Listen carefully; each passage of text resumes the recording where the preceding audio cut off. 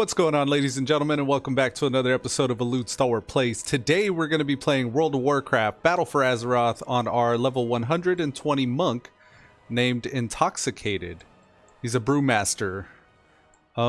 We've just leveled him to 120 yesterday. I actually did a lot of that off stream, so if there's a little bit of a gap, that's why. We went ahead and started the Legendary Cloak quest chain. After we hit 120, that means we did the Send the Fleet quest, and then we went to Nazjatar, established a foothold. Magni Bronzebeard showed up. He had us do Oldham, Halls of Origination scenario. After we did that, by that time we already had our Heart of Azeroth leveled up, but we're at the point now where we're trying to establish an accord or an alliance with the Oldham faction, the Oldham Accord faction, and they got us trying to do an assault right now. So we can do the assault by killing rares, or I usually just do the dailies that are there, and you fill up that bar that has the progress that goes up to 100% whenever you complete it. This one, Assault, the Black Empire. I like to queue early in the morning as like on other tunes I've done like healer and tank, and there's generally people willing to help you this early in the morning. I think most healers start their day earlier than most.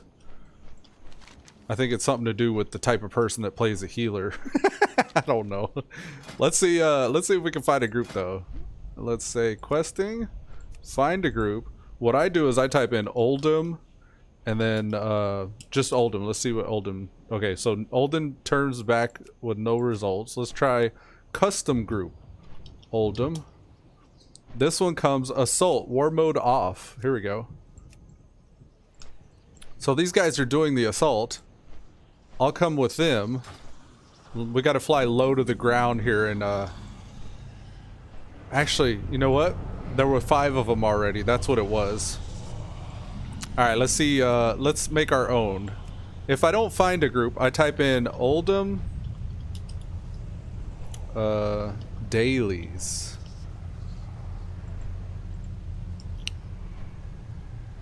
Let's type in, yeah, Oldham dailies doing the assault as well.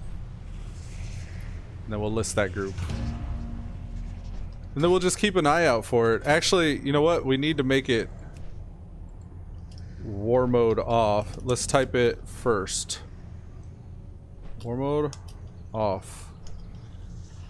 Done. That way people know.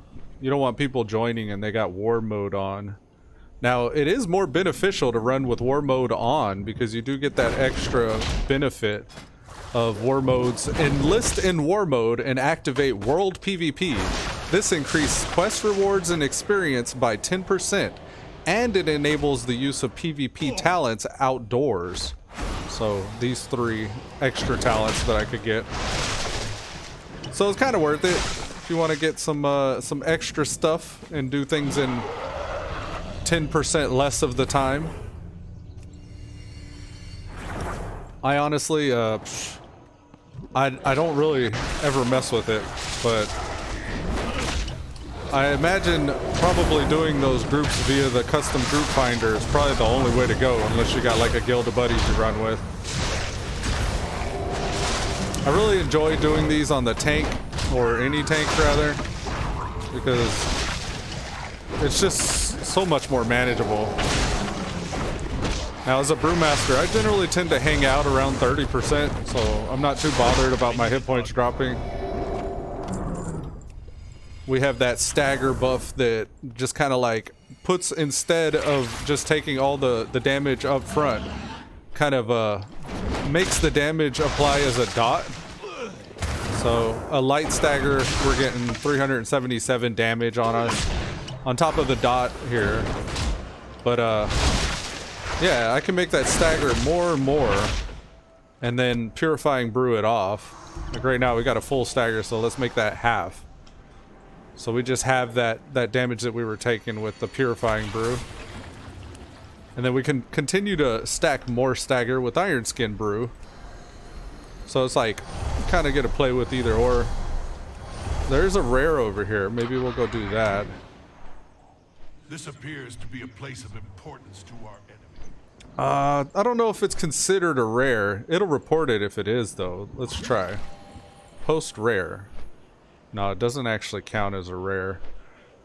He's got 2 million hit points. We might be sitting there fighting for a while. That is a downside of a tank, is my damage isn't up to snuff as much as any other classes would be, unless I'm in like a huge AoE situation. What is this? Cultist Sigil? What is that about? Oh, are we activating this thing? I don't know. I don't think I'm gonna mess with that guy. Maybe if we get some more party members. So we're just gonna keep on looking for the skulls next to the nameplates. It says we need 4 more foul observers, and then we're gonna have to find Kathir. The Kathir types are usually found in those little void tears. I notice a lot of the Alliance on right now, at least on my server, appear to be, or a lot of the people doing the dailies, rather, appear to be Alliance on this server that I'm on.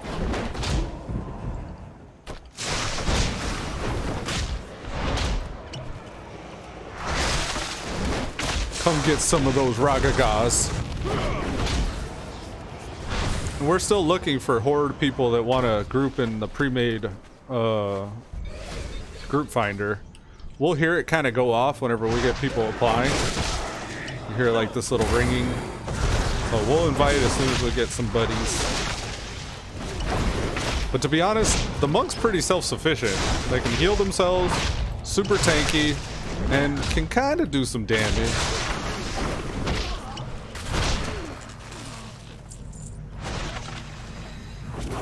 Tanks that heal themselves just feels cheaty. I know when I first started playing the game, I went straight for Paladin as soon as I found out that that was a thing.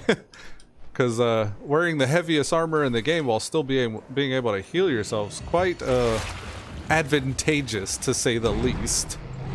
Check this out. We got a big little group. Yeah, big old group. Thought that little wiggly thing behind me was something else that was aggroing. Hiya! Yeah, I've been feeling intoxicated lately. I've been feeling the monk, the Brewmaster monk lately. Been pretty into it. What is that? He's got a little thing next to him. Oh, this is a friend? This is somebody on my friends list. Oh, he's a guildie? No. Why does it say he's a friend? I don't know this person. I know not what your name is. I'm coming. Hey. I should have said, hey. Who's Pin Zone? Ah, it's Pin Zone. Cheer. Cheer. Ha ha!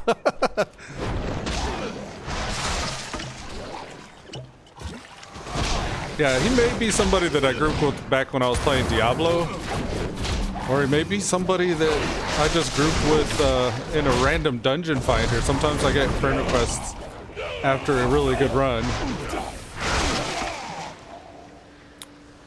But yeah, he's a buddy.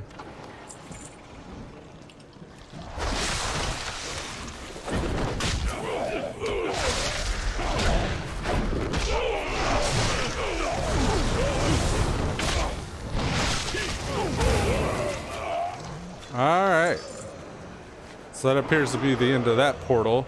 There's a chest over here. Where it at? Ah, it's behind the waterfall up here. Seizing the enemy's resources. Yeah, we got the war cache quest. Give them nothing to reinforce their armies. There's a little thing here. Let's check this out.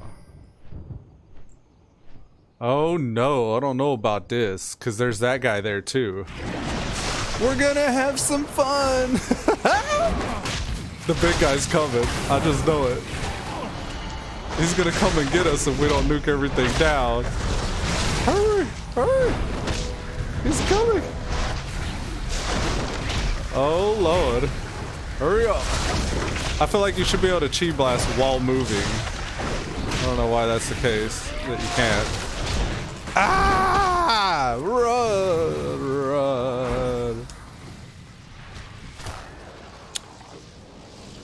Oh no!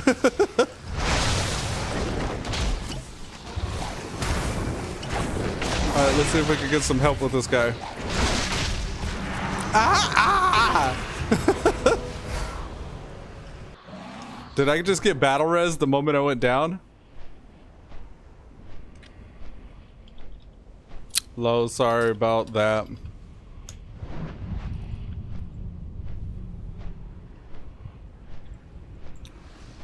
We coming.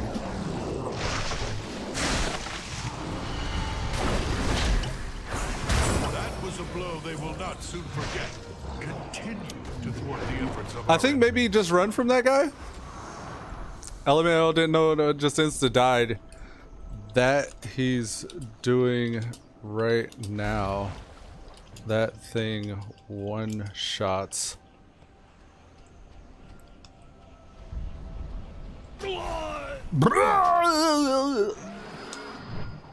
Alright, we got some more friends. Let's do an invite here.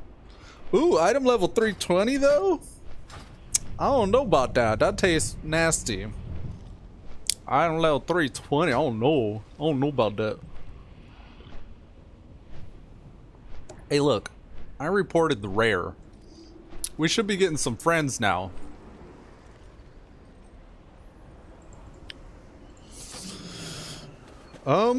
Slaydat going down. Let's go help Slaydat.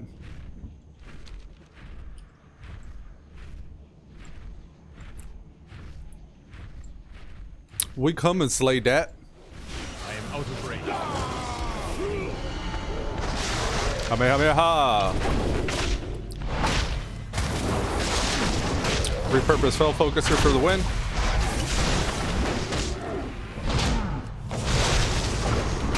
Massive shockwave. Don't stand in the shockwave. Look at how busy the cow. He's a cow. Alright, let's go. Raga, Raga, Ragaga. Let's go. Kamehameha. Oh, we good. We got this. Don't worry. Can't stun that guy, apparently. Watch out for the shockwave. Thought he got hit again. I was like, what? I think he's worried about me. He may have taunted. Be careful, buddy. Don't get yourself killed. Watch out for the shockwave. Alright, we got this.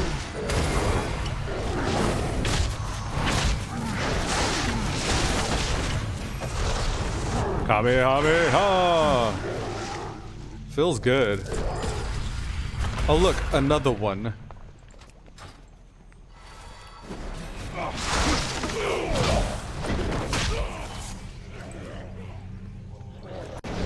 Another rare. Let's report him.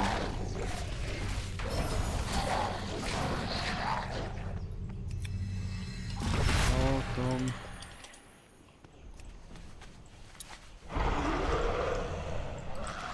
Let's do it.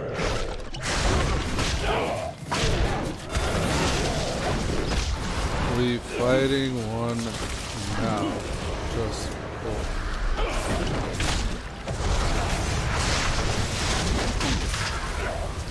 ah! I'm opening all this bullshit. Why am I trying to multitask? Oh Lord, what am I doing with my life right here? Shite. And you can see how that way. LMAO. Let's get that AoE taunt thing going. Ah! This shit hurts so fast.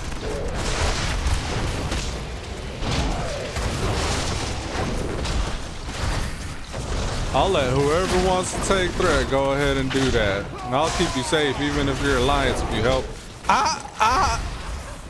That shit's fucking doo-doo. I hate that. Just like instantly does damage. They trying to get us ready for mythics? Just take it. Just take one. I try to run out and the moment I do, it's like already moving that way.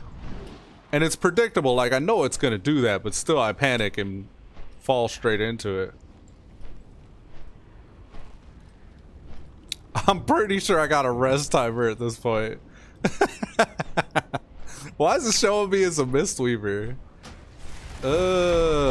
Don't show me as a Mistweaver, bro. Here, let's get this Azeroth rare report thing. There you go.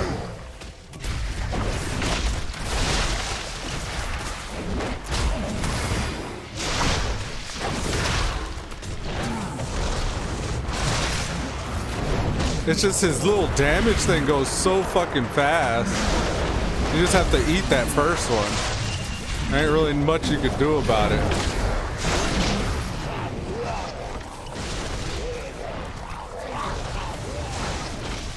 He just imbued himself with something. That's not good. Here, let's heal while he's bullshitting.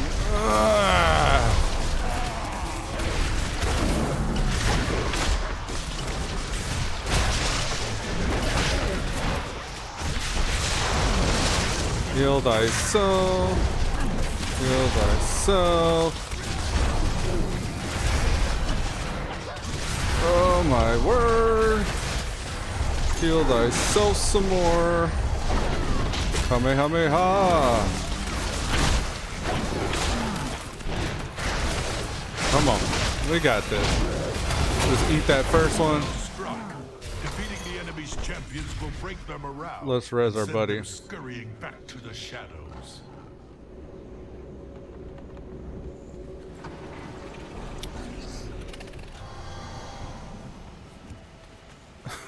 Oh no! Oh no. Not if you release. Dang.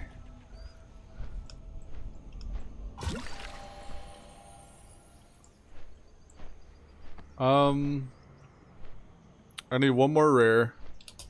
Need one more. And 4 more.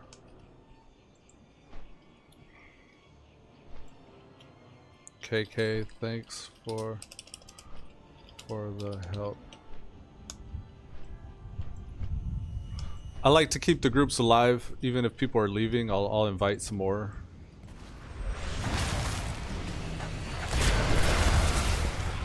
On my way.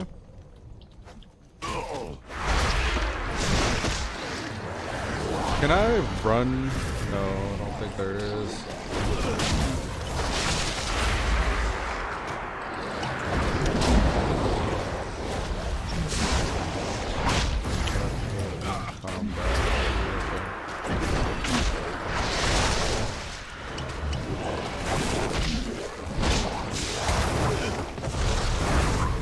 Oh my word.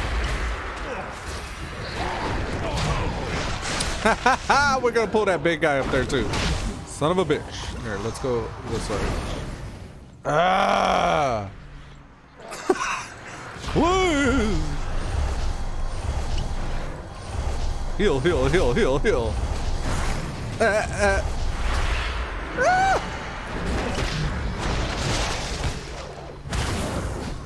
I need to get rid of the little guys first. Shite. Fucking shite. Fucking piece of shit. Damn, I'm dying today.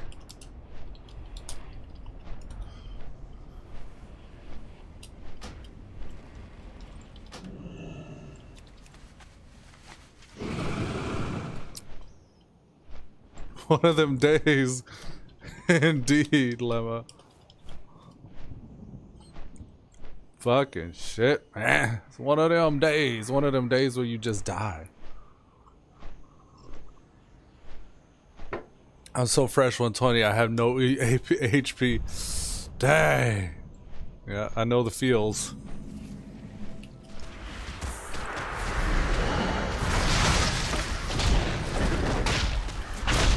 I got another me.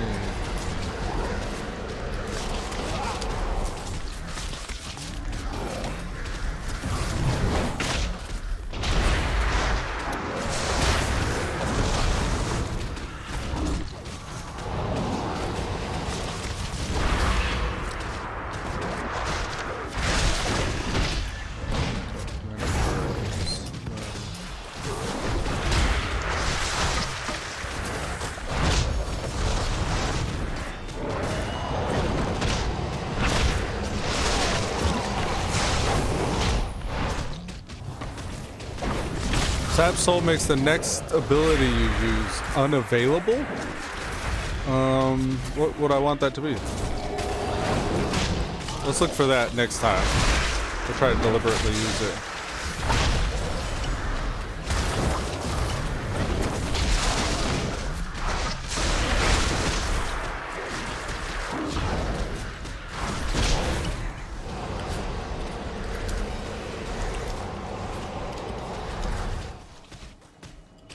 Black Empire.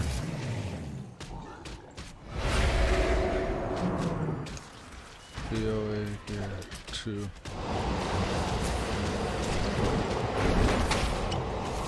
Come here.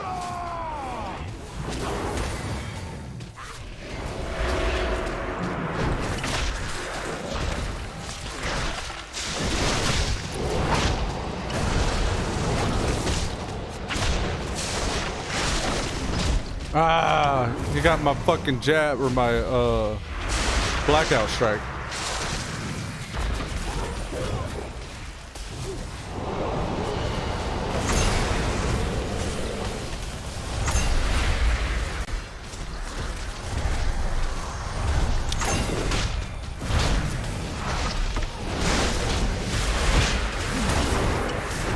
So let's focus up and start doing something. Watching for that Sap Soul. I'm just gonna keep burning it on in detox.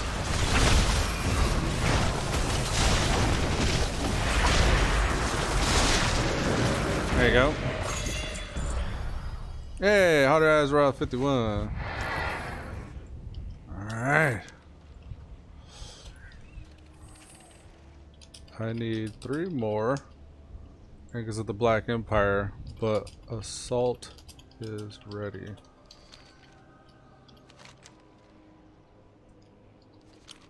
Sweet, heading back to Warden. Okay. I think that's this place. Right? Or is that up? Looks like that's up. Streaming right now, Intox? Yeah. Not very good. I'm just kind of rambling while I try to get these done. Ah, no, we pulled. Fuck. Cleanse. Cleanse. That's 2. We need another one. Maybe we could just range this guy. I don't feel like fighting for 3 hours because my DPS is low at the moment. Give me another obelisk. Come on, man. Don't kill me, bro. Ah! Go, go, go, go. We gon' die. We gon' do. Yep, there we go. It's a great stream so far, too. It's a great stream so far, too. FML. Thanks, all. Thank you. Thanks, Laydap. Appreciate the help. Especially for those who like depth, yeah.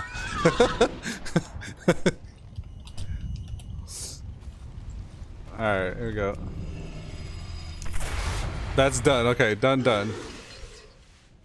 Going for assault now.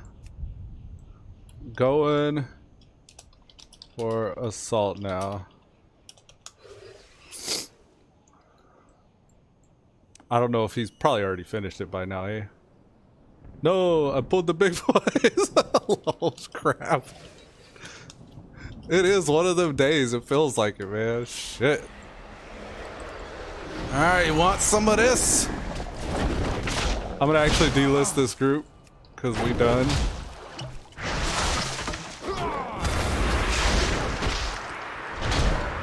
Oh, and actually, I think I prefer to pull this guy out this way. So that way we don't schmutz up the middle part. If you don't have puddles all around the middle when he ports, you can practically avoid all of the shit that goes out. That guy is toxic. What?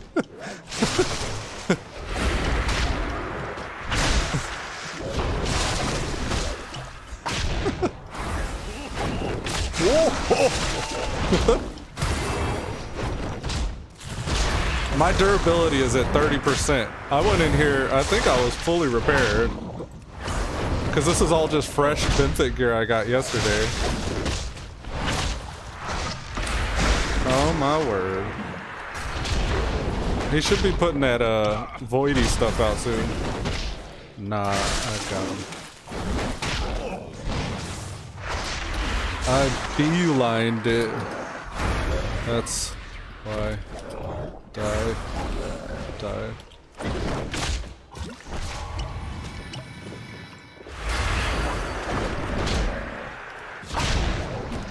This guy normally ports, I guess his percentage base.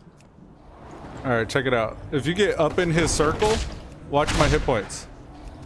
See, it can actually pass through you, and if you're inside the circle, it doesn't damage. Alright? Let me check. No, yeah, it's fucking me up. Well, you can still move to a proper location quicker. Alright, let's go out there.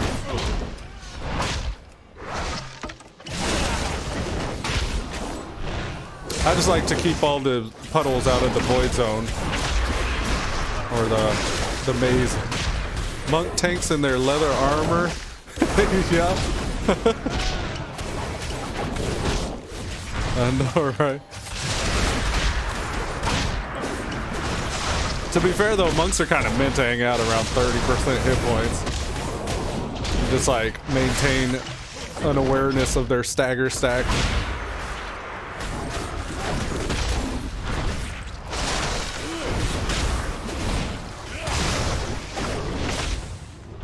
He probably thinks I'm dragging him around to fuck with him. I'm not. I'm just trying to keep him out of the void zone, or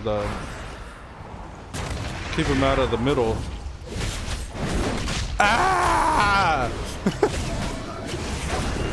Oh my word. Come on. Shit.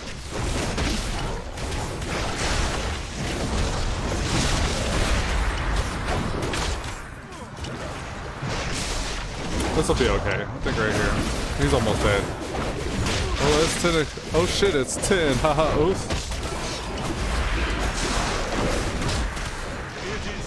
He's probably late. The enemy forces are routed and in retreat.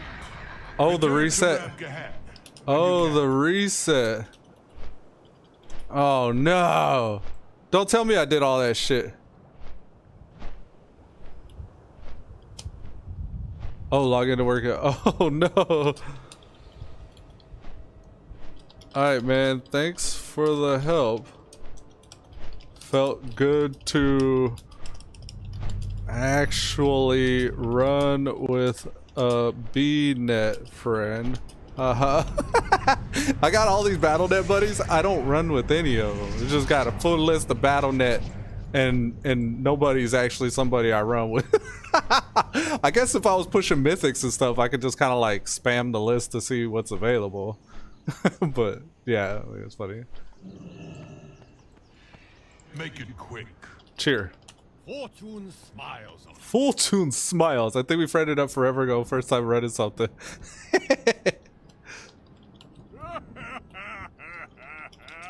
Alright, man. See ya. Bye. Next time, I'm buying. State your Next business. time I'm buying. Alright, let's go. Turn that in. I think actually it's 9 a.m. so server time or my time Your debt. when it's 10 a.m. is when the reset happened. I actually thought I just consumed my next day's dailies just now, You may but speak. we're still an hour ahead. Alright, let's keep working towards our legendary cloak. We gotta go to Forging Onward, hear Magni's plan. So I'm gonna hearth here and also need AP Pandaria. Oh, I'm gonna hearth and I'm actually gonna go bio, so I'll be right back. Give me one moment.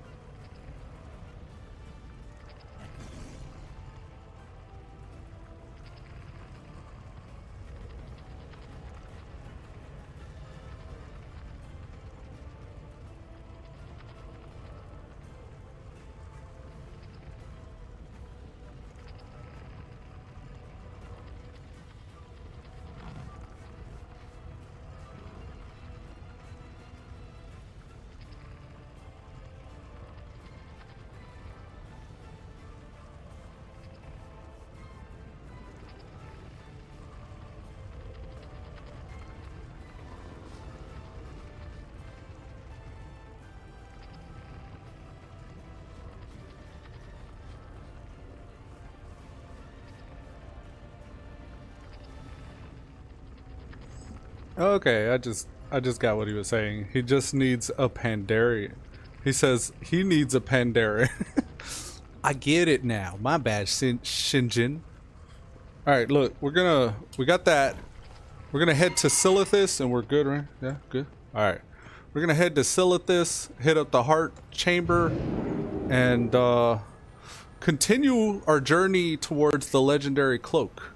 So yeah, we're gonna do that. It's gonna happen.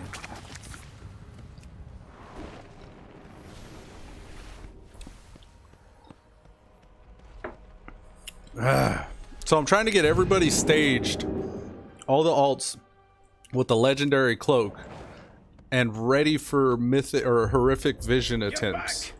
Let's hear what Mother has to say. Yeah, let's do that. I'm gonna talk to Rathion while you're doing that though. Learn from the past. Oh, and actually, At reduced capacity. Recommendation. Reroute power from compatible Titan facilities. all right, let's do this. So the forge was Give me not that. damaged beyond repair. How fortuitous. There's all this dialogue that happens right here. Let's actually turn that down because I've heard it so many times. So what I was saying was, normally when you come back to here, after you do that first assault, you're given this cash. When you open it, it's always bracers. It's always item level 440 corrupted bracers. So once you get those, it's like introducing you to the corruption mechanics. Now, here we are, normal.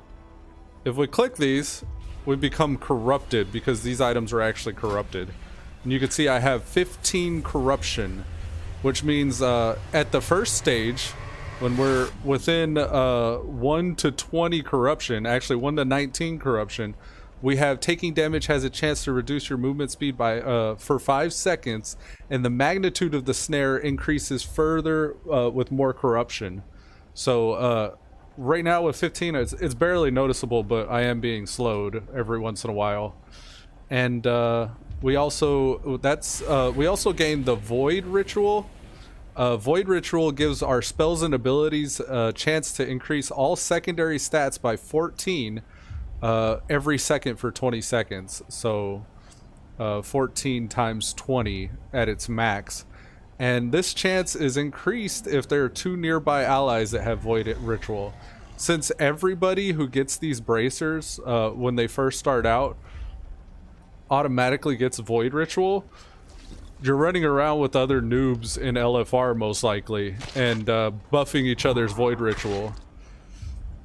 So that's pretty handy, because that's usually the next logical step after you start to get your item level up. When you first initially start this chain, it's to unlock all of that gear. We got a Breath of the... Oh, okay, so that's actually a PvP thing. And honestly, we don't even have 55 Azurite, so we don't need to switch to mess with that at the moment.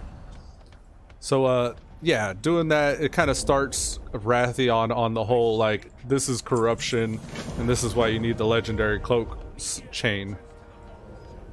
And Mother, she has elements of corruption.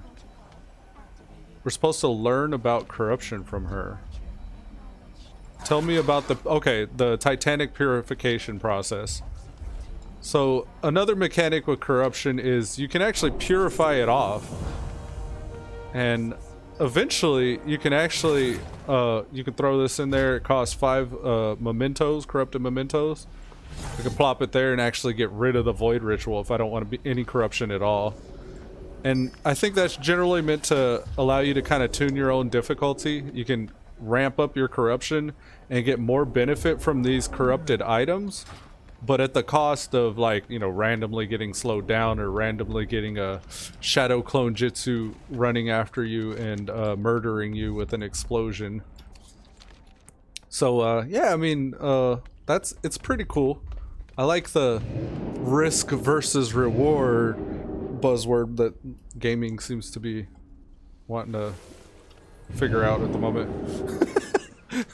It's interesting, but I mean, everybody goes Twilight Devastation. You get full corrupted Twilight Devastation, and I guess it obliterates your enemies with a random chance for a laser beam, and it's like a corrupted laser beam. I haven't really played with it yet, though. I've not played with the different corruptions or anything, because I haven't really raided or farmed those Nyalothian texts or whatever it is. I'm still staging alts. I'm going to play with each different alt and try to figure out what I'm going to be sticking with for next expansion. And I hope to actually, with that character, get up to that threshold where I'm like farming Nyalothian texts and stuff. A lot of people are trying to get all the raids and everything done before the expansion ends, and I may dabble. I don't know. We'll see. We'll see where the wind blows and where it takes me, and we'll see if maybe we might even stream some mythics in some raids. All right, so Magni wants us to meet him up north in the Kunlai Summit, so that we may be introduced to the eventually the Veil of Eternal Blossoms corrupted zone. We'll meet the Rajani here in the Veil, and this is all like the initial intro. Much like Oldham had us do that scenario, we got to do, instead of the Halls of Origination here in Pandaria, we'll do Meshogun Vaults, I believe it is, and unlock the next corrupted zone. And these are usually, that's the lower level of the upper progression threshold. Unlocking those zones and actually getting all your coalescing essences for your horrific vision attempts. And horrific visions level your legendary cloak or rank it up, so you can actually get your legendary cloak ranked up to, like, I don't know what people are ranking them up to right now. It's 7. If you do the first 7, those are generally gimmies. So you could do your cloak up to rank 7 pretty easily with not very much effort if you just go into the vision, defeat the boss, and rinse and repeat, you know, 6 other times after that first time. Alright, Magni, let's go. There's some RP here. We're gonna chill on this RP. I guess talk to him.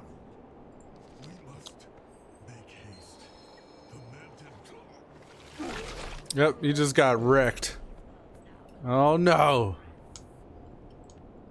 Come on, dear.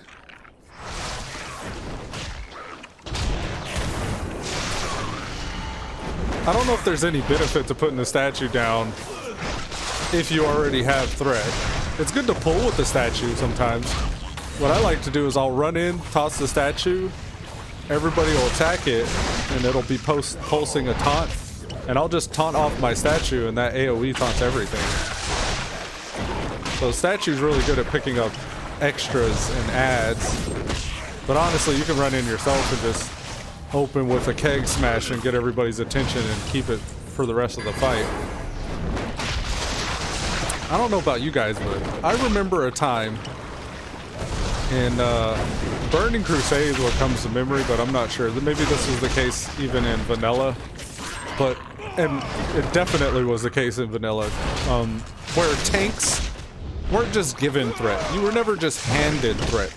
You had to actually sacrifice mitigation in your gear to balance threat generation, which I basically meant you had to either put on more avoidance or more hit rating, just so you can maintain aggro. I kind of miss that. I kind of miss losing threat being, you know, part of the game's mechanics. Like, I don't know. It seems, I guess I can see how it's frustrating. You get that one guy that's geared in your group, and he's doing 70% of your group's damage, and he's just tanking everything. But of course, like, he has the stamina to do that if he does pull aggro, but it shouldn't get that severe. Like, the person shouldn't have to do 70% of the group's damage by himself for him to pull aggro off you. I don't know, like, but there should be a real danger to that. I remember in BC, I say BC specifically because I used to run with an enhancement shaman guy. Like, I was a paladin myself, and I would tank sometimes, but this enhancement shaman, me and him, we'd run side by side all the time, and he would constantly get these, like, the stars would align and all his procs would go off all at once, and his aggro, his threat on the meter would just go poof. And I remember tanking, like, for him and him pulling, like, with all the stars aligning, like, doing this huge amount of DPS and pulling threat off of me. And it was easy for me at the time because paladins had righteous defense, so I could literally just target him, righteous defense off of him, and up to 3 targets would pull immediately. So what was nice about that was his huge amount of threat that he would generate, you would think would be a bad thing, but I actually made that weakness that tanks would have against some DPS that would do that a strength, because I could actually righteous defense off of him and then immediately do like an AoE and have threat on everything, because you piggyback off of the highest DPS's threat when you taunt off of them. So if you pull a group and you're doing like 30 threat per second, and then your DPS has an explosion or whatever, and they're doing like 800 threat per second all of a sudden, when you taunt off of them and follow it up with an ability immediately after, taunting brings you up to 800 threat per second, and then doing an ability after that gives you another 200 threat per second. So you're at 1,000 threat per second just at the initial pull, and you can maintain that the rest of the time. And what was nice about that was with the enhancement shaman and all the elements or whatever and stars aligning and their DPS would shoot up, what was cool about that was it only happened like once every few minutes that he would pop off like that. And once every few minutes I would just get a fuck ton of threat on that thing, whatever we were attacking. And after that, like, the rest of the encounter I could almost go AFK and keep threat, because I've just piggybacked off of all of the threat that he generated. But and the reason why it mattered so much that, you know, somebody pulled off of you and all that back then was there was a real chance of dying. Like, something would look at you, and it's almost like the M pluses, I guess you could say, whenever threat gets, or whenever damage that the enemies do gets actually really dangerous. But yeah, just randomly, you know, he would pull off the tank and get one shot. And he's like, he had to go back and read his combat logs because it would happen so fast just to find out what killed him. And yeah, that was really interesting. I really liked that the way threat used to work and how it was actually really dangerous if that was the case. Like in some cases, a healer could just, like a resto druid specifically, could start throwing hots on you and generating threat before you've even actually tagged everything before each pull. So I could run in, like I'm going after this guy, I could actually tag him, and the healer would start hotting me up, and just with that small amount of threat, the healer would out-threat me with big enough heals, and the healer was at, you know, risk for dying. It was like a real threat that the healer would die. So I guess all that to say, like, it's been a while since I've seen threat as a mechanic in the game. And if you understand how threat mechanics work, if you know you have to go in and hit something first, if you want a good lead on the tables or whatever, like, I don't know, it's not as important anymore. Most of your procs and automatic, you know, abilities or whatever kind of do most of the work for you. But yeah, I mean, I guess it's the Ox statue. This has got me kind of like reminiscing about threat mechanics, because it's really kind of like a mechanic of the monk, like getting and maintaining aggro on fresh mobs and stuff. But back then you used to have like 1 or 2 abilities, that was it. And those were your threat generating abilities. Everything else was like filler and damage reduction. Like I'm thinking of a warrior at the moment.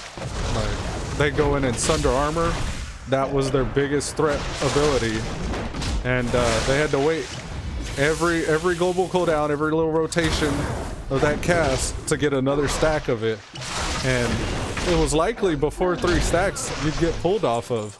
And heaven forbid if you don't have any hit rating, because then you're doing like your first 3 swings of sunder armor within those global cooldowns, and chances were, if you didn't have hit rating and you didn't get 3 stacks off right away, you could be like halfway through the fight with mobs running everywhere, attacking everything.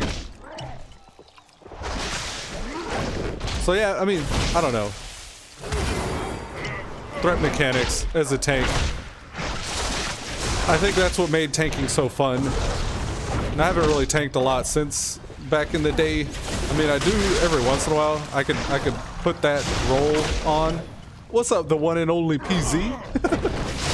I remember you now. You're the one on the friends list, right? You were the one I was running with earlier, Shinjin. The one and only PZ. Man, it's been a long time. How's things been? How you been? What, you been playing anything interesting? You digging BFA? This Mogu scouting report's not dropping for me. I was just rambling about threat mechanics and how I miss how threat was an actual part of the game. I've already pretty much said my piece though. I just wish the threat was still a thing. It would make tanking more interesting. Of course, tanking on the Brewmaster is pretty interesting. I get down to about 30% and just hang out there.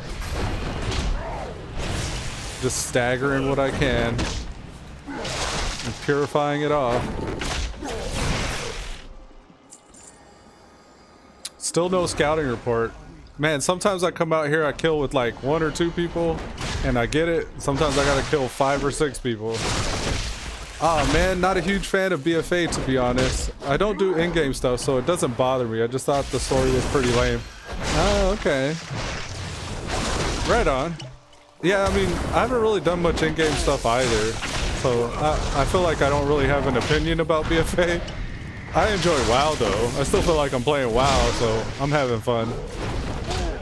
I was watching some of my older videos, and it was like a video 4 years ago where I was playing Legion, and you know, some of the music came on, and I was doing my world quest, my emissaries, and I was like, damn, I actually really liked Legion.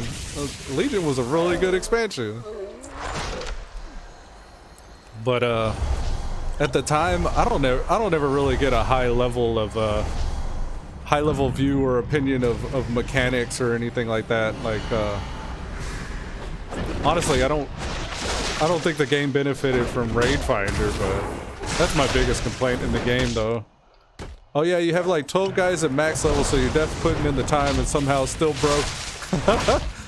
You like monk tanks? They're offering something a little different. Yeah. Yeah, monk tanks are pretty good. I don't know, like, I'm trying to think of another class that a monk kind of feels like. There's like some hints of paladin tanking, a little bit of druid tanking with the brews. And I guess, like, I don't know, they're a nice mix though. They definitely keep combat interesting.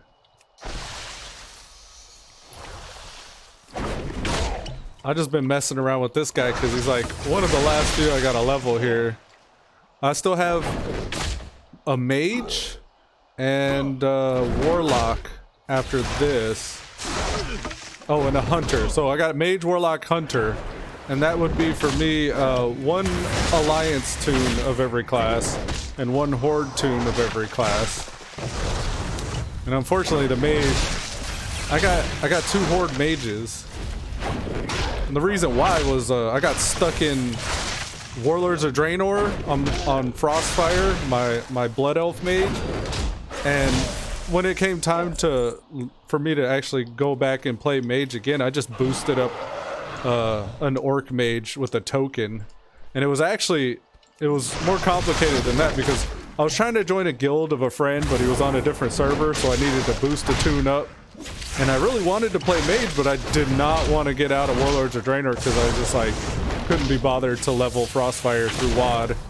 So I just tokened one up so I could have a character in that guild with my friends.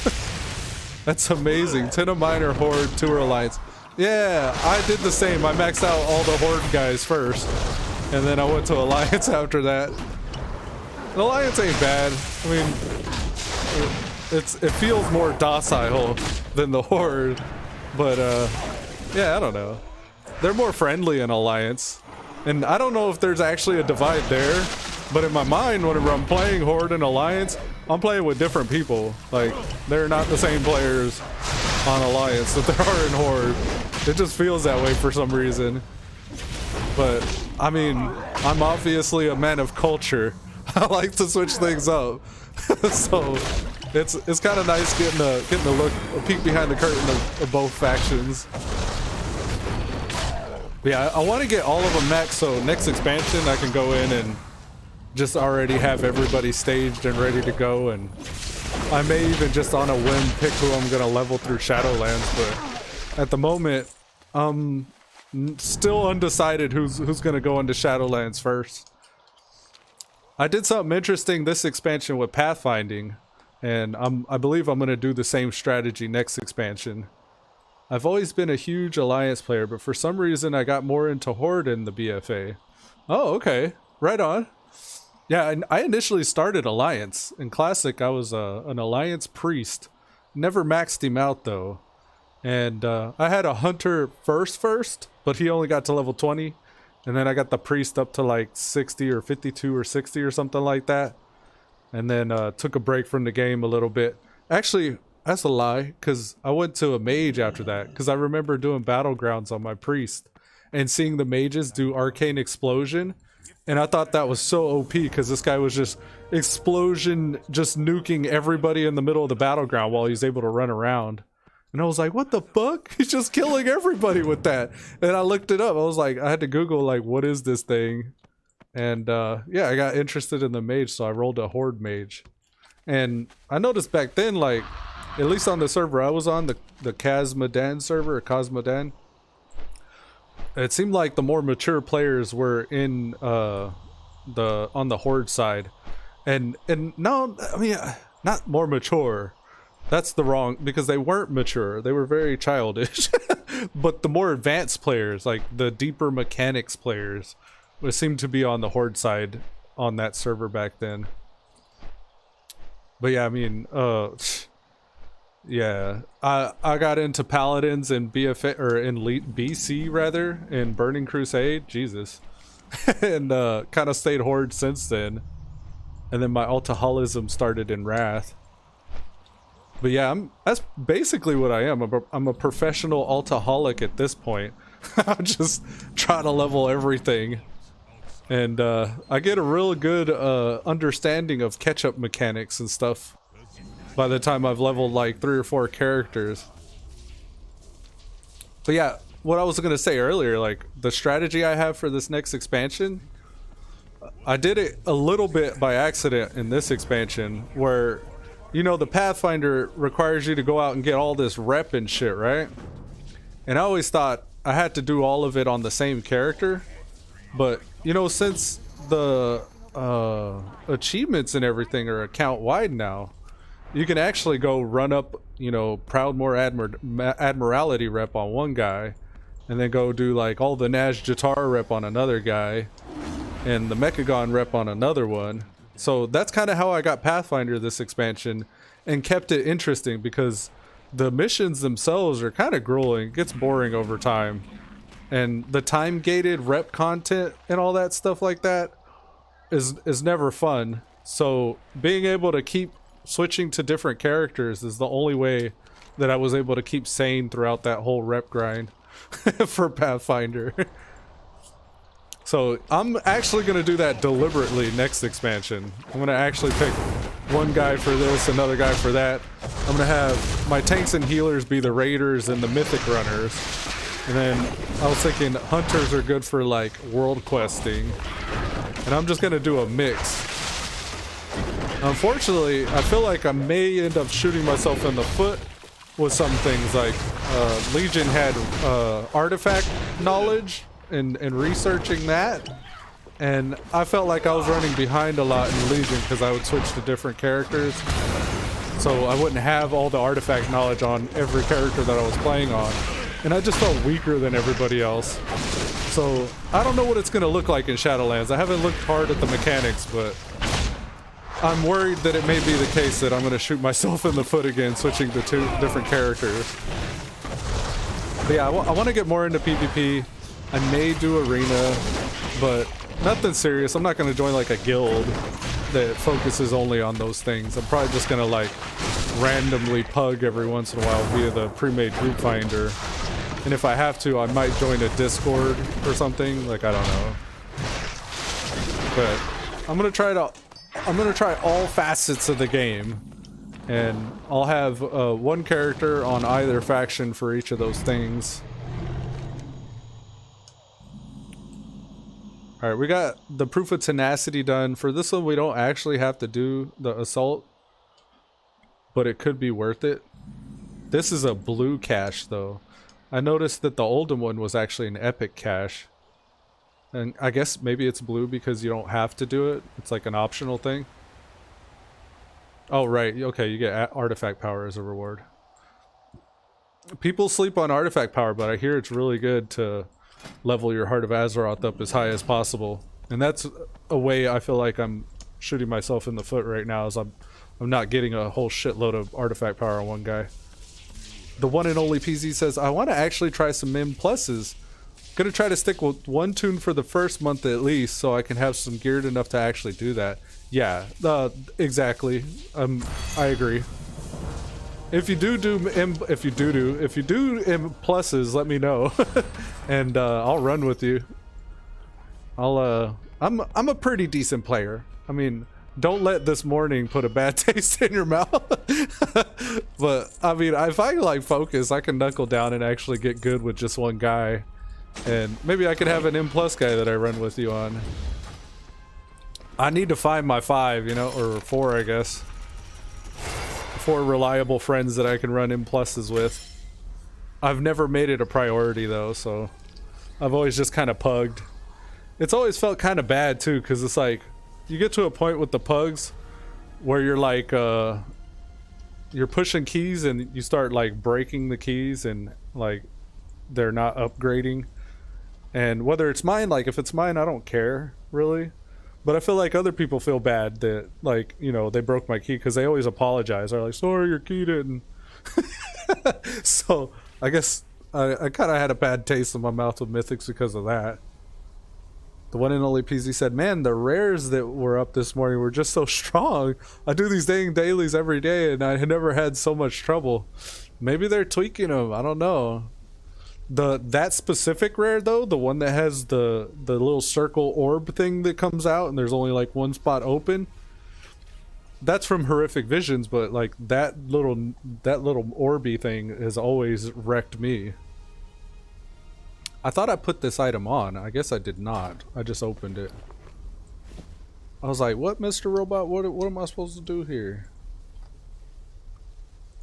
Yeah, I play it safer than I was this morning. I was just, since I was on a tank, I felt like I could just go in and do whatever, but it's hard to do that in those newer leveling or newer assault zones or whatever.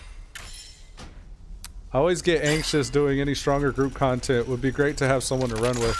Yeah, I hear that. I actually have an anxiety disorder, so doing that type of shit puts a lot of pressure. But honestly, I mean, it's just a game. Like, some people wig out or whatever, but I don't ever really care one way or another. I just like to have fun.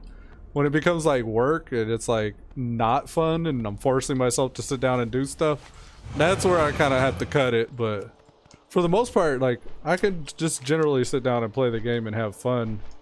And I think that's the only reason why I've not had like such a bad taste in my mouth about BFA.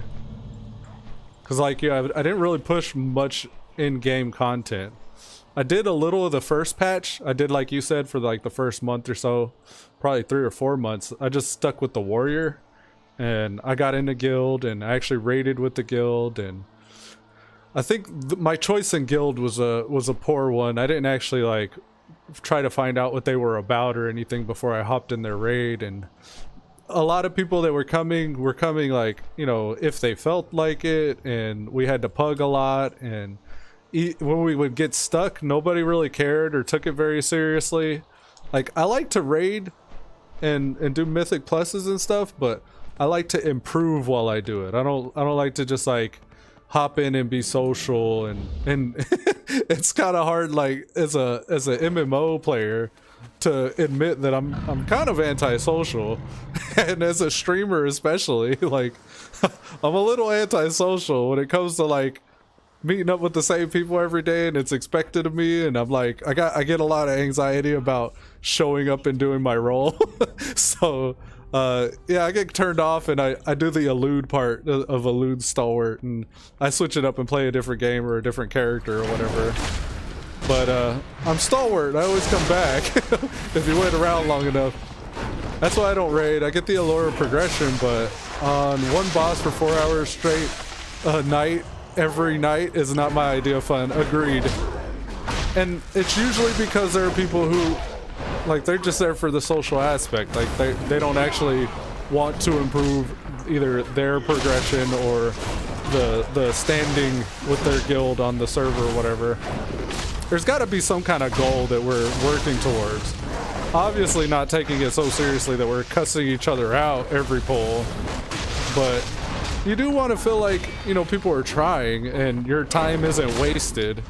And that's like something I just expect, is like, I do this and I'll do my part to the best of ability as I can, just so you're not wasting your time. So yeah, I don't know, it's a weird little give and take with that.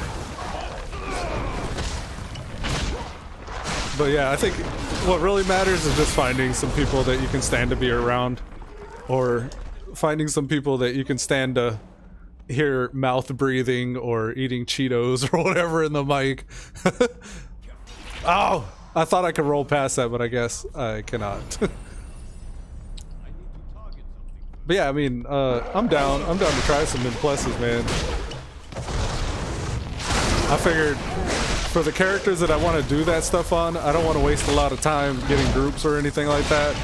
So all my tanks and healers are going to be my M+ and raiders.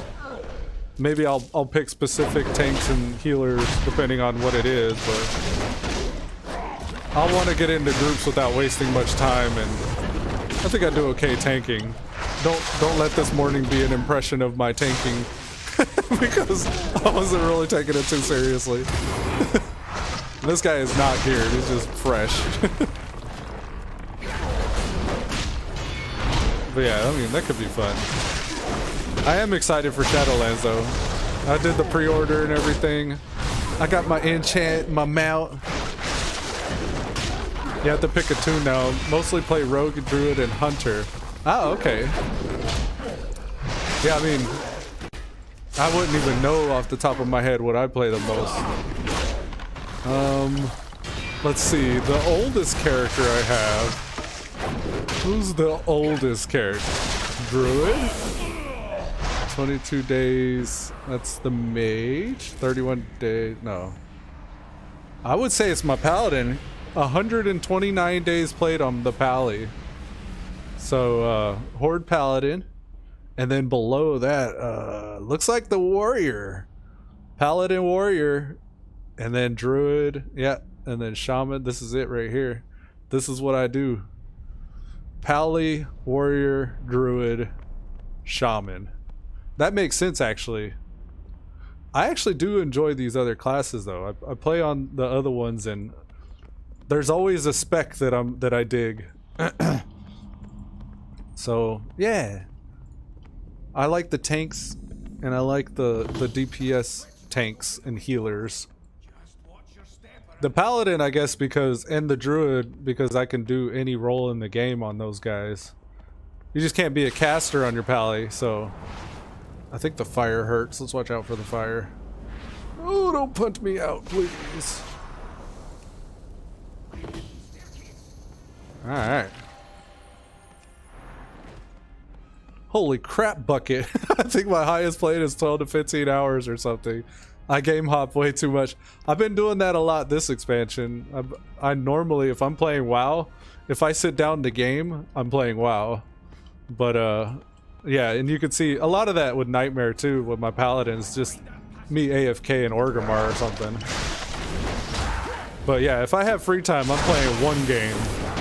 So this expansion, when I did game hop, like I did Red Dead Redemption and Destiny 2 and some Call of Duty Warzone, that's what I play only whenever I'm doing those games. I can't play WoW in the morning and then Call of Duty at night, and I don't know why. I mean, it feels like it would be smarter to do that way, so you don't get burnt out. That's the struggle. I like to play pretty much every class. It's hard to choose just one. Yes, and it's exciting too, because like in Wrath, when I became an Altaholic, it was largely due to PvP, because I realized at that point, from playing just 2 or 3 different classes, I could recognize what that class was doing in the battlegrounds when they'd pop a cooldown or something. And just playing the other classes made me even better at PvP. I played a lot of RuneScape this year. That was a wild blast of the past, but they really built that game up. I actually got into RuneScape a little bit, but I didn't take it very far. I don't think I gave it a fair chance. I was only on it because my son, like, I got an Oculus Rift, and I don't have any other computer in the house that can really run it. So he was into what was it at the time? Job Simulator. He was playing Job Simulator and some Beat Saber, but like a few others, and he would just bogart my Oculus and bogart my computer, and all I had was my wife's computer. Is like it's like 10 years old, and the only thing it could really run was RuneScape. So it could play classic WoW, but it was a bit of a download. So yeah, I was tinkering with RuneScape a little bit on that, but I didn't really get to learn the game or anything, because I was usually trying to get back on my computer when my son was done bogarting it. But yeah, I could see how RuneScape could be very entertaining. Like, especially back then when computers were, you know, not really capable of very much without spending out the wazoo. But yeah, for a while, I was always kind of limited to the game I was playing by what my PC could do. So like that 4 years ago I was saying, I played Legion. I was watching it back, man, and oh, my microphone was doo-doo. I had the music way too loud, and the whole game just looked juddery and pixely, because the laptop, it played the game really well. It could play the game on high settings perfectly, just fine. But when I turned on that open broadcaster, once the streaming software opened up, my CPU would just bog down, and it really, the quality really suffered. But yeah, when that Oculus Rift came out, I was like, I'm getting a better PC. I had to do it. So with that, I was able to play a lot more games, like Red Dead Redemption 2 and you know, every game on the Oculus, like Beat Saber or Skyrim VR and stuff like that. GTA 5, all that. You started playing that game when you was 15, now you're 34, I'm 35. So it's just crazy to see it's still around and doing so well. I feel that, yeah, I see what you're saying, because I kind of was thinking the same with Classic. And I really appreciated Classic too, because like I said, my wife's laptop was like 10 years old. I would be able to set her up on it, and we could actually play a little WoW together, and she could run it because it's like, you know, an older gen game. But yeah, I mean, it's just crazy. It's crazy to think how far MMOs have come, and even the graphics and everything. Like, I take for granted a lot of the particle effects and shit that the PC can do now that I never really was able to see back in the day. Even playing Classic and Burning Crusade, I always had a dog shit computer I was trying to play on, so yeah, man. I can't wait till they really bring VR as a platform to most homes, because that's gonna be a whole different game change. I'm super into VR and things like artificial intelligence and all that stuff. I'm always listening to videos and trying to understand what the hell they're talking about, and I got my eye on the technologies. I want to see what they turn into. I want like a fully immersive MMO that I could play. And they don't, sadly, unfortunately, they don't have any MMOs available on the Oculus. Not that I know of. If they did, I'd play it, and I'd play it a lot. I'd probably play it an unhealthy amount. Just trying to be real. Oh, I forget you could click these eyeballs here. Let's just grab all of the things, because this really ain't that much of a savagery. Come on, guys.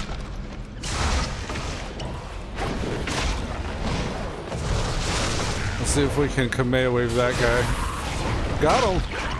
Ah! It's getting real. It's all these casters, man. Group up. Group up, caster. Oh no. Alright, check this out. Come this way. This way, this way. Don't die. Stun him. Vivify. Oh, I missed those guys? Kamehameha. Give me the healing. Oof. That was close. That wasn't even everybody. Damn. We might not have to worry about that guy though, because we got clickables here. Yeah, there we go. Oh my god. Get off me. I'll heal while this is doing that. Yeah, man, I wish I heard of MMOs when I was 15. I didn't start playing World of Warcraft, and that was the first MMO I'd ever heard of until I think I had to have been like 19 or 20 years old. And by that time I was already married, so I didn't really get very deep into like losing my life to an MMO until like I was a bit older. But shit, I mean, if I was a teenager playing this shit, I would probably be the best World of Warcraft player in the world. Because I was super competitive. I was always, and that was my thing, like fighting games and combat stuff like that. When I first saw World of Warcraft, I was like, oh, is that like Fable? So you can make your own decisions, like what you want to do, like where you want to go and stuff? Oh, okay. Can you pick like right and wrong, and does that affect your character? I thought it was Fable, man. This ain't nothing like. But the guy who was showing me the game, he laughed at me. He was like, "No." He's like, "This isn't." He's like, "It's kind of like Fable with the fantasy kind of genre, of magic and stuff like that." But no, this is not Fable. I was like, "Ah, okay." Bought the game, paid the sub. I was hooked, man. This is why I like tanks. They can do this in these little scenarios. Just like, fuck all the bullshit. Pass all these guys.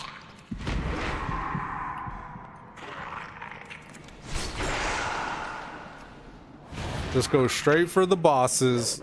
Ain't nobody got time for all that other stuff. I don't know if I have to kill this guy. It looks like I might need to. A lot of these guys will reset, I think.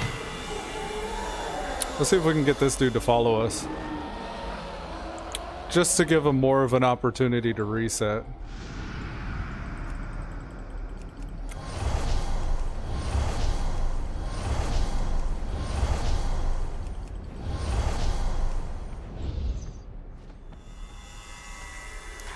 Come get it.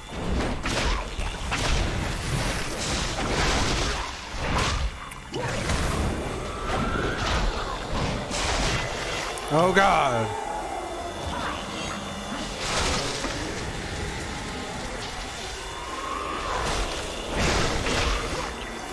Honestly thought that was the last wave. He's got one more. Okay, then we're good. Oh, no, he did an extra. Arigato.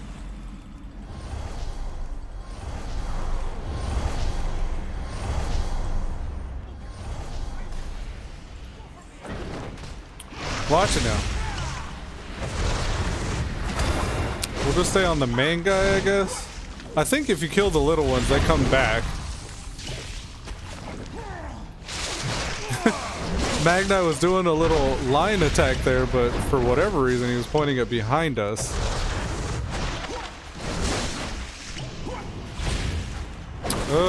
It's got an eyeball. I didn't notice that. Gross.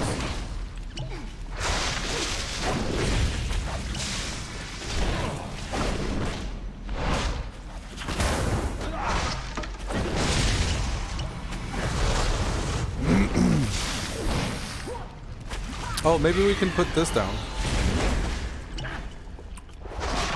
Oh, we did kill that little tentacle. I think they're gonna come back even if we do kill them. Yeah, get him, Magna. I might die. Hurry up. They came back. Ah! I saw that happening too. I was like, I'm in the shit. You could say I got greedy with heals, but honestly, I was just looking at the button heal. I don't know why. Like, why would I look at it? I don't need to see the button for it to do its job.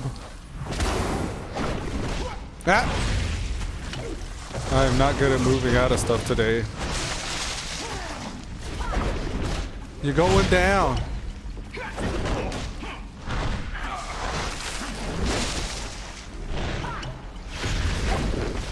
Got that undulating tides going. All right, let's do it. Some RP.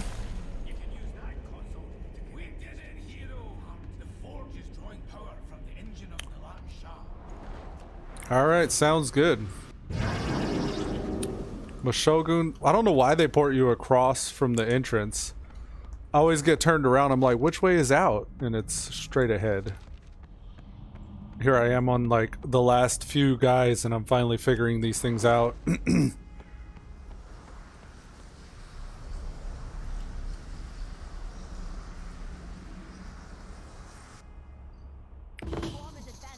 All right, we're almost there. Honestly, yeah, I probably should have. No, I do have to turn it in. Okay. That's right. Rod Din will port me to the heart, the Azerite, or Heart of Azeroth, Chamber of the Heart. That's what it's called. Damn. It's like, what's the name of that? Okay.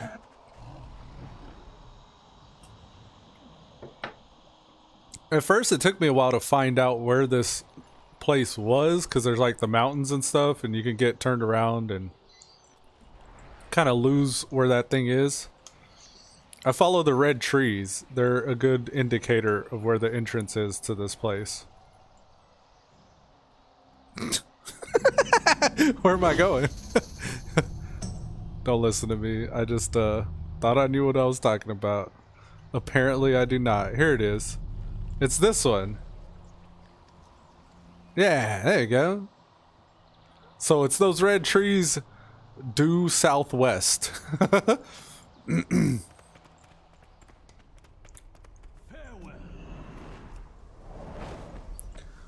Man, I gotta do this. I really do need to get these alts up to exalted so I can get the lightning forged augment rune.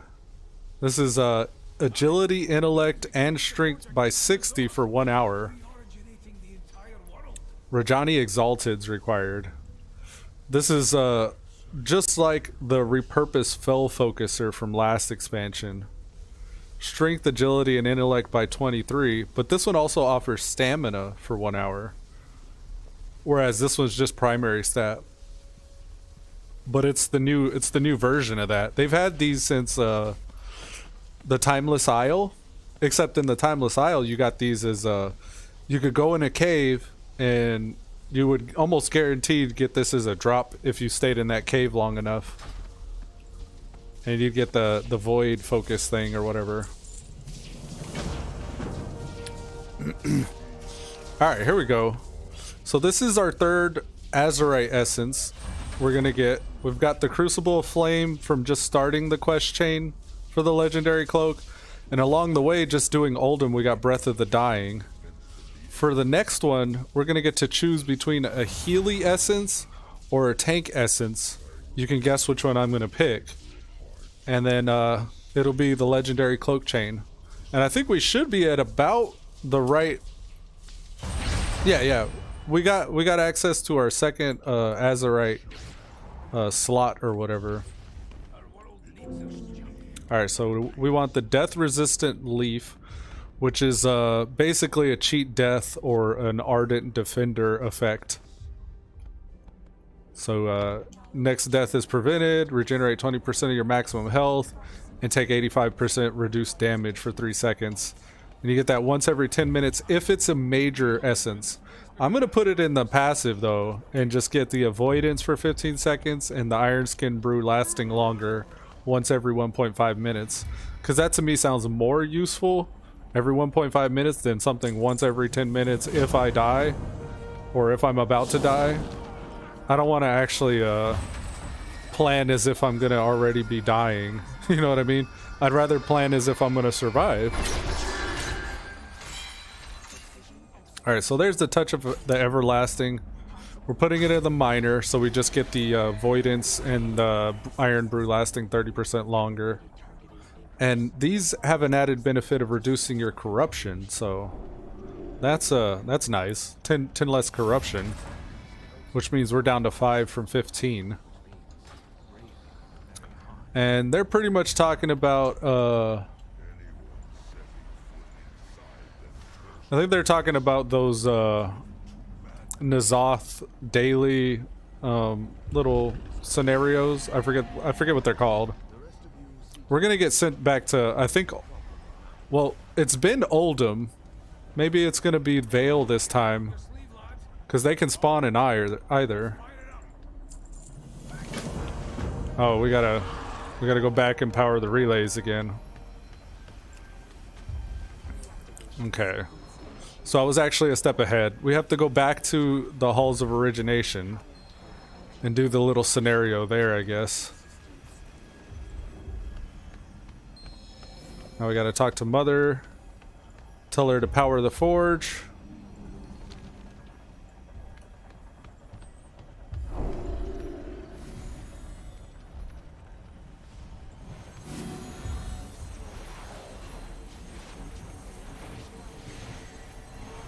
Oh, okay, this is where we're getting introduced to the horrific visions.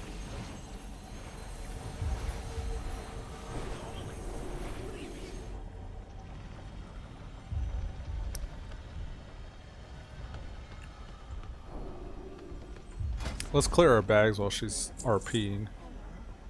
Hang it. Oh, Magni's the turn in. Let's talk to Magni.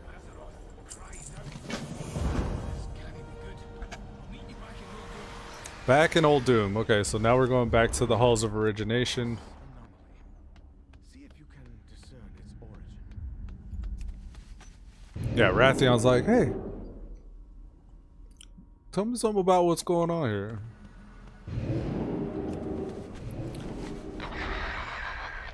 I normally hit this port and go to Orgrimmar and fly. Yeah, I think I'll still do that. But honestly, we're like just west of Enceladus. Like we're just west of Oldham when we're there. It may be a little faster just going to Orgrimmar though and just flying to the Oldham portal.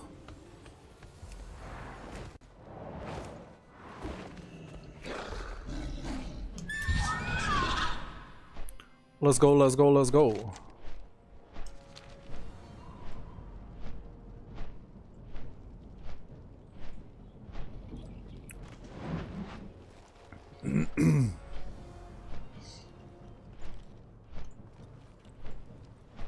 I should have hit up the Mogger. Am I very far from him? Yes, I am kind of far. I'll get it next go around.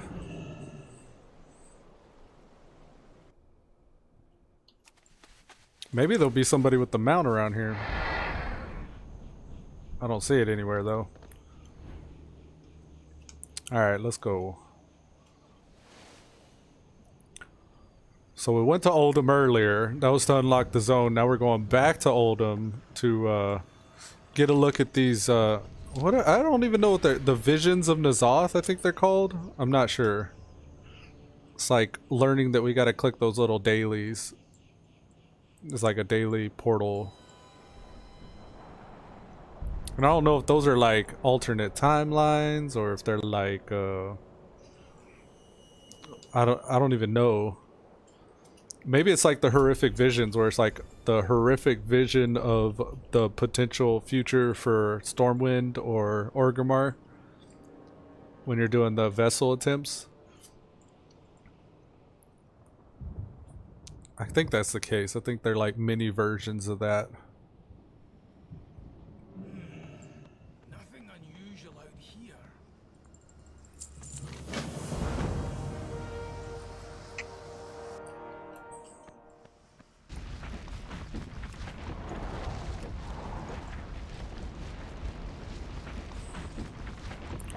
Hey, who locked the door? No more locked doors. I think I took off too fast and his RP didn't activate. Let's go back. What? What happened, Magni? What? You ready? Come on, man. He's supposed to be wigging out. He's like, oh, the halls are caving in. Mother, get him out of here. Oh, am I getting DC'd? Is that what this is? No. So what the fuck? What happened? Magni. Come on, bro. You supposed to do your... Hey. You know what? Speaking of which, while he's bugged, check this out. I speak for Azeroth. So you click on him, he says that, right? Now you've done it. It's clobbering time. I clicked him again, he got mad. Now he's gonna get even more mad. Enough of your nonsense. My magma's fixing to boil. His magma's fixing to boil. You're messing with the voice of the planet. The planet! You mean to tell me there's an enormous sword stabbed into the heart of the planet, and you've got time to sit around poking me for a laugh? Get back to work! Our world needs us, champion. So that's what he's supposed to say. If you keep clicking him, he gets mad. Have tales to tell. I speak for Azeroth. You just keep clicking him. Azeroth cries out in pain. Tickle, tickle, tickle. Well met. These stones have tales to tell. Now you've done it. It's clobbering time. Enough of your nonsense. My magma's fixing to boil. Come on, Magni, let's do this part. I think I rolled in and maybe fucked it up somehow by starting too soon. But it's not letting me zone out. Like, I'm supposed to be able to zone out here. It's like the portal broken. I have this problem a lot on my alts. I'll be switching characters and mailing stuff, and then after I do, I'll port, like, because you gotta go to the Great Seal, and then after you go to the Great Seal, you gotta go through the Orgrimmar portal, and then from the Orgrimmar portal, you hit the Orgrimmar portal room hub to go to Vale, and it's like port after port, loading screen after loading screen, and I find these little funky situations where something like this is going on, where I'm just like, I don't know, phased or something, or it doesn't see that I'm here. Let's With the voice of the planet. let's go here. I'm gonna reload. If this doesn't work, I'm just gonna have to log out and back in.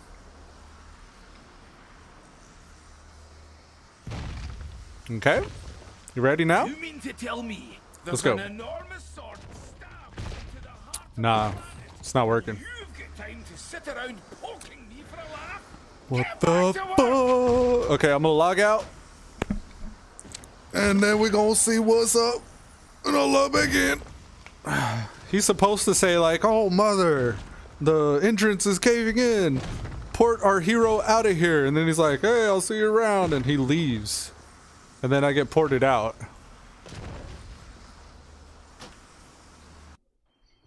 Alright, we logged out. Let's log back in. And maybe now it'll recognize me entering the zone and trigger whatever the event's supposed to be. Look Hopefully, out. The yeah. ceiling's caving Okay, here we in. go. Yeah, I got like The in entrance limbo is there for a blocked. minute. Mother, get our champion out of here. Unable to locate suitable destination for extraction. He hitting a rock. What you doing, Well, Nag? then, bring them to me. Hero, I'll meet you outside. He just pieced Walking out. to speaker unit. Teleportation initiated. Oh.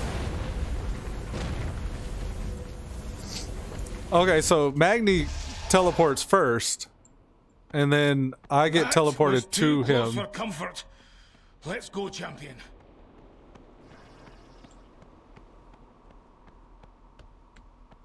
This is what it is. This is where we get introduced to the horrific visions. And there's a daily for this type of thing, the gateway. There'll be one in Oldham and one in Vale every day. And I don't know if it's the same one, like if it's in Oldham, for example, I don't know if it's like in Look, Oldham every across day the of the sand. week. That must be the anomaly. Or I don't know if it's like every day it changes from Oldham to Vale. He starts cowering as he gets closer. And he gets significantly slower. Oh yeah, let me touch that. Alright, this first one's just like an example. This is like, you have a sanity bar. It's draining. I'm going more insane by the second. There's really nothing you can do but go insane and die. Which feels bad. I've tried to legit do this though, and sanity drains way too fast. And you end up dying anyways. Just don't blow any cooldowns while you're here. Just let it happen. Surrender to madness. Okay, we got nothing done. Thank you for that. Now we gotta go back.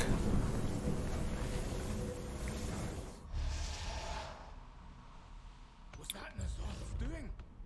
I've never seen anything like it. And look, our Will to Survive activated from our Touch of the Everlasting Azurite thing. So we know it works. Alright, Rathion. Now we on the trail. We got the legendary Shroud of Resolve coming up.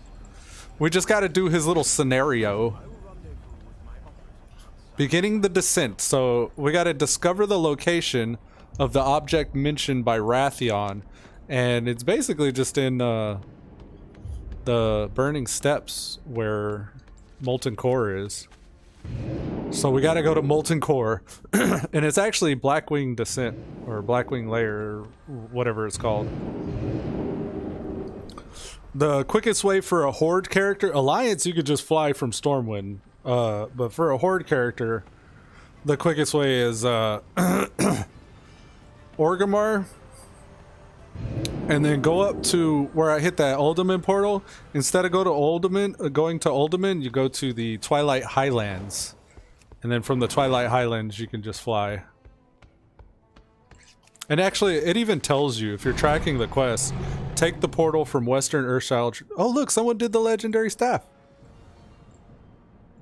Oh, wow. It's so magical. That's the staff. This is from Fireland. This is from the Cataclysm. Wow. I feel like I'm part of history right now. Honestly, the first time I saw this little event go off, I didn't know what the fuck was going on. And it really did feel like I was part of history for witnessing it. I was like, this is amazing. But I thought it happened in Dalaran. Yeah, but I don't know. Maybe they moved it to Orgrimmar because nobody's in Dalaran anymore. I can't remember. But I do remember seeing that go off, and there's like a whole, like, they shout in the world, like, that this is occurring. They do like a slash yell. And you hear like music, I think. I forget exactly. Twilight Highlands. This is the one. And that's gonna put us like right here or something. And then we fly down to Blackwing Descent.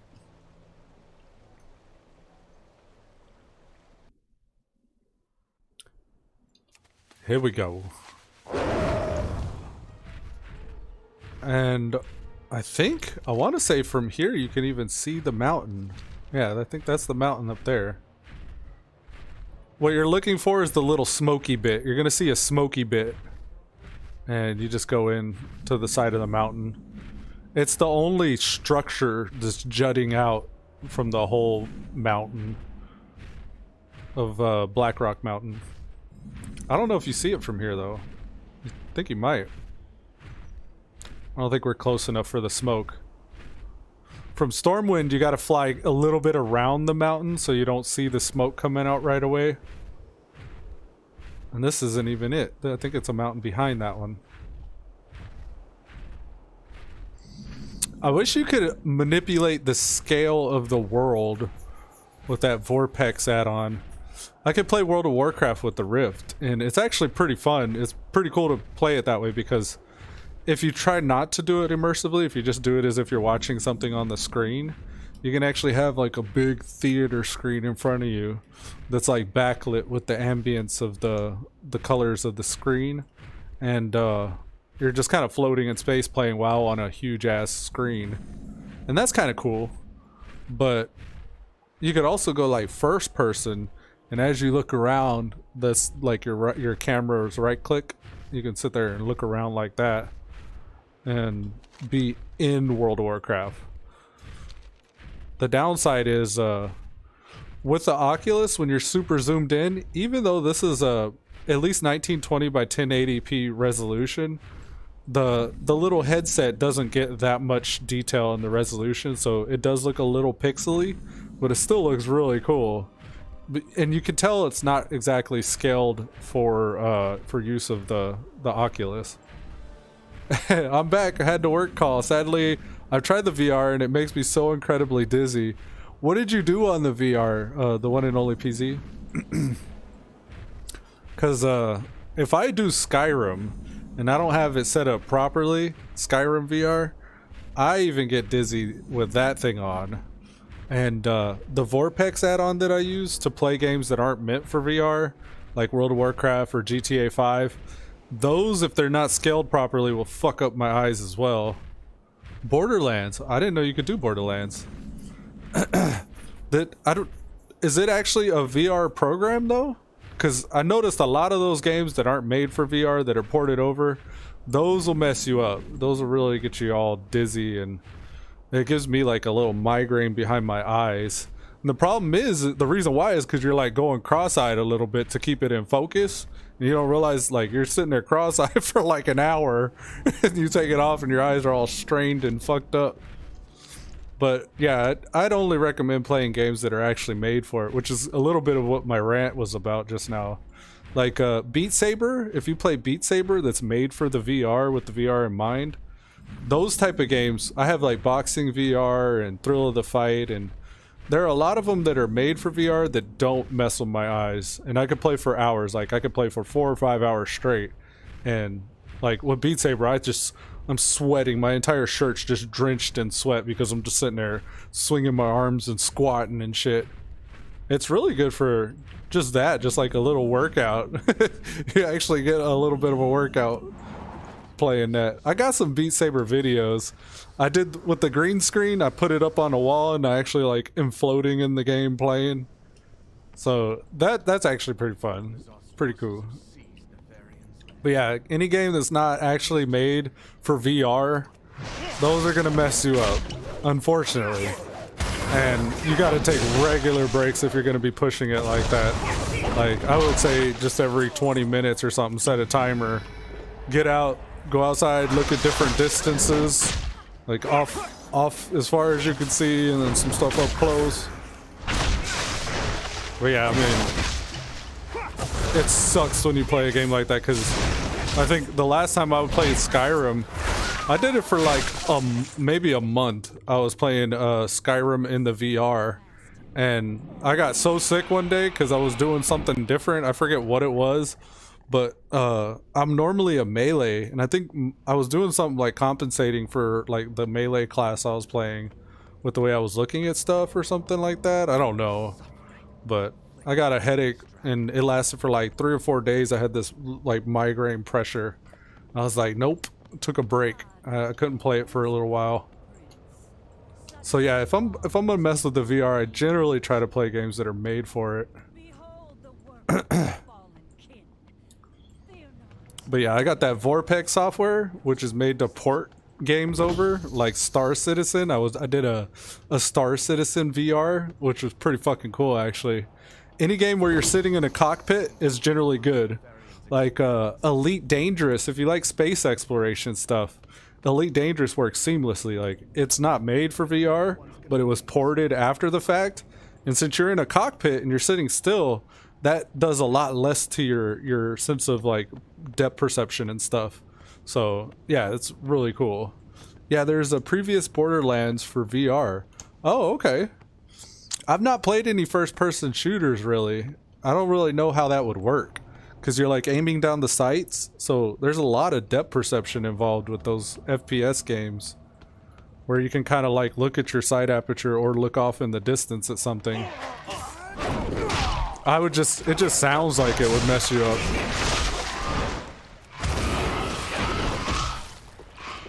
What version of VR were you playing though? I wonder. Because I've had the first or the second development of the Oculus.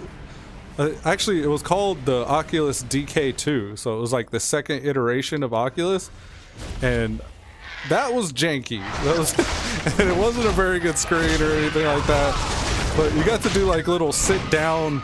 I think they call them experiences, where you're like sitting at a desk and you could pick up stuff on the desk and interact with it and stuff.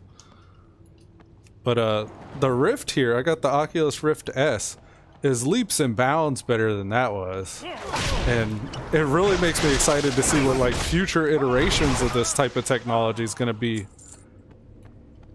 For a while, I've been like an early adopter at a lot of things like the VR, and even like I told you I played Star Citizen. When that first came out, the moment I was able to buy a ship, I spent $100, maybe more than that, on the game and buying the ship, the Aegis Avenger Stalker, because I wanted the fastest ship. Since then, there's probably faster ships and stuff like that, but that game was in pre-alpha for so long. And actually, I think that game is probably as old as my son, and it still feels like it's not fully released yet. The last time I played it, at least. What are you doing, Rathian? Am I not doing what I'm supposed to? Fuck, I started following him and I didn't go do what I was supposed to. I'm supposed to go here and hit the eastern wing and then the west wing. Well, maybe I got some of them rage potions. No, I did not. Okay. These guys in here, if you kill them, they drop these little potions that help you do damage and stuff, so I'll keep an eye out for that.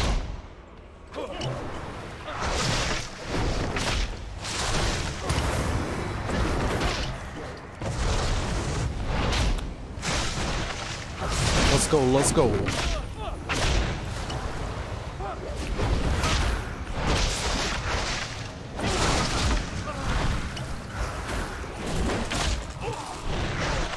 Ragaga.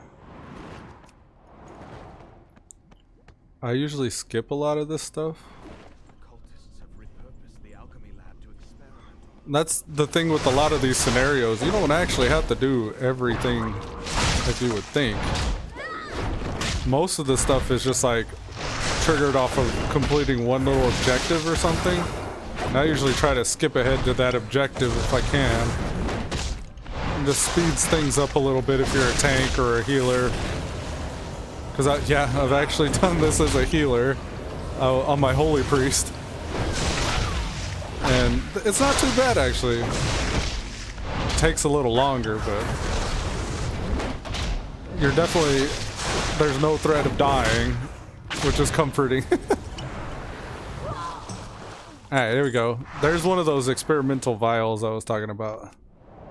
These guys will aggro, but I don't really care. They'll reset.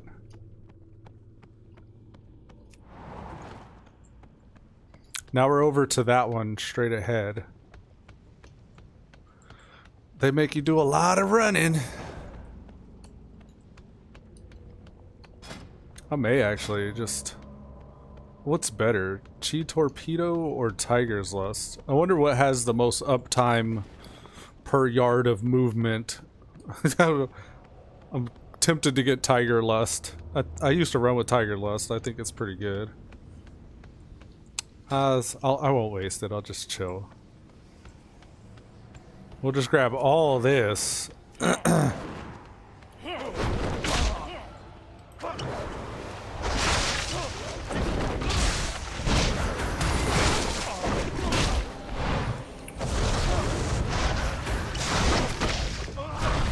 Kamehameha! Okay, so that guy's down. Let's just skip ahead. I think these guys will come in melee range. Hopefully they don't just stay back and cast.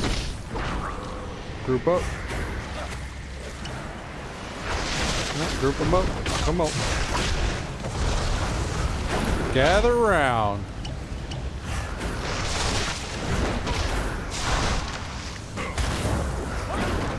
Kamehameha!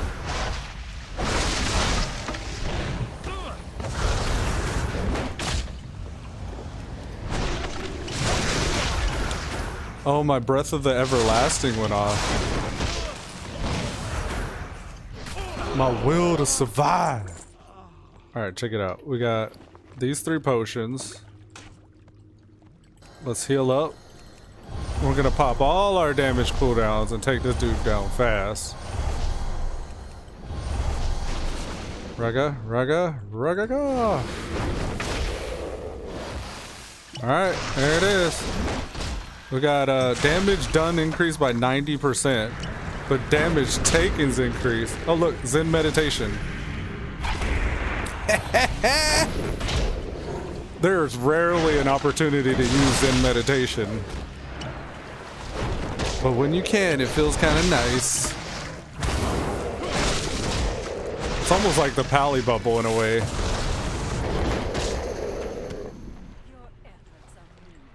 So Zen meditation reduces damage taken by 60% for 8 seconds. If I move, or if I'm hit by a melee attack, or if I take any other action like healing or whatever, it cancels the effect. So in a situation like that where nobody's gonna melee attack me, and I'm not gonna move, it's perfect for that. But not very useful otherwise.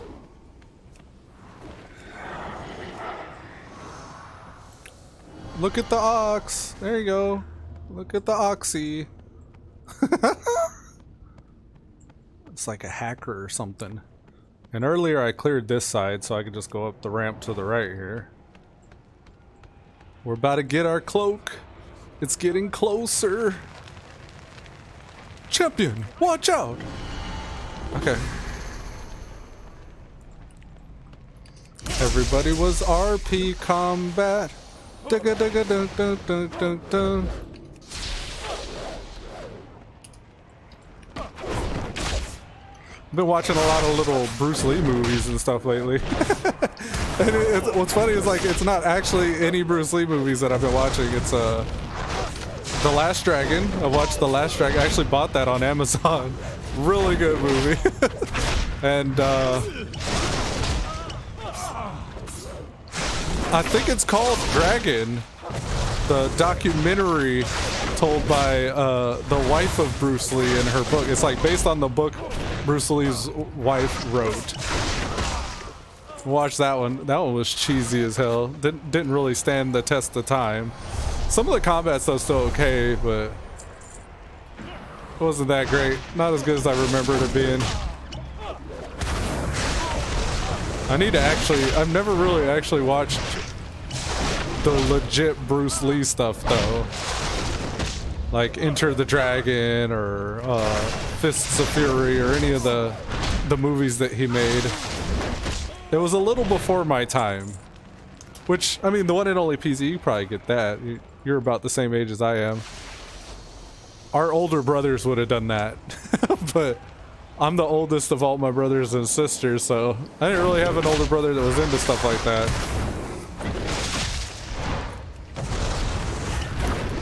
Raga, raga, raga, raga. There you go. Alright, Rathian, open up. Is there a way to bring your ox back after you... Can I just right click that? Oh, does it? I think it does. Ah! So if I put this here and I want to remove that, I right click it there and this disappears? Yes. Oh, okay, cool. Yeah, you're the oldest. Missed out on a lot of the 80s stuff since we're mid-80s babies. Yes, exactly. I've always felt like I was in between stuff like that because I guess because we're mid-80s. But like even when I joined the military, like I was learning like telecom, like communications, internet and routers and stuff like that. And phones. When I first went in, they were still analog, so they were still like, you know, copper wires running to everything, physical connection stuff.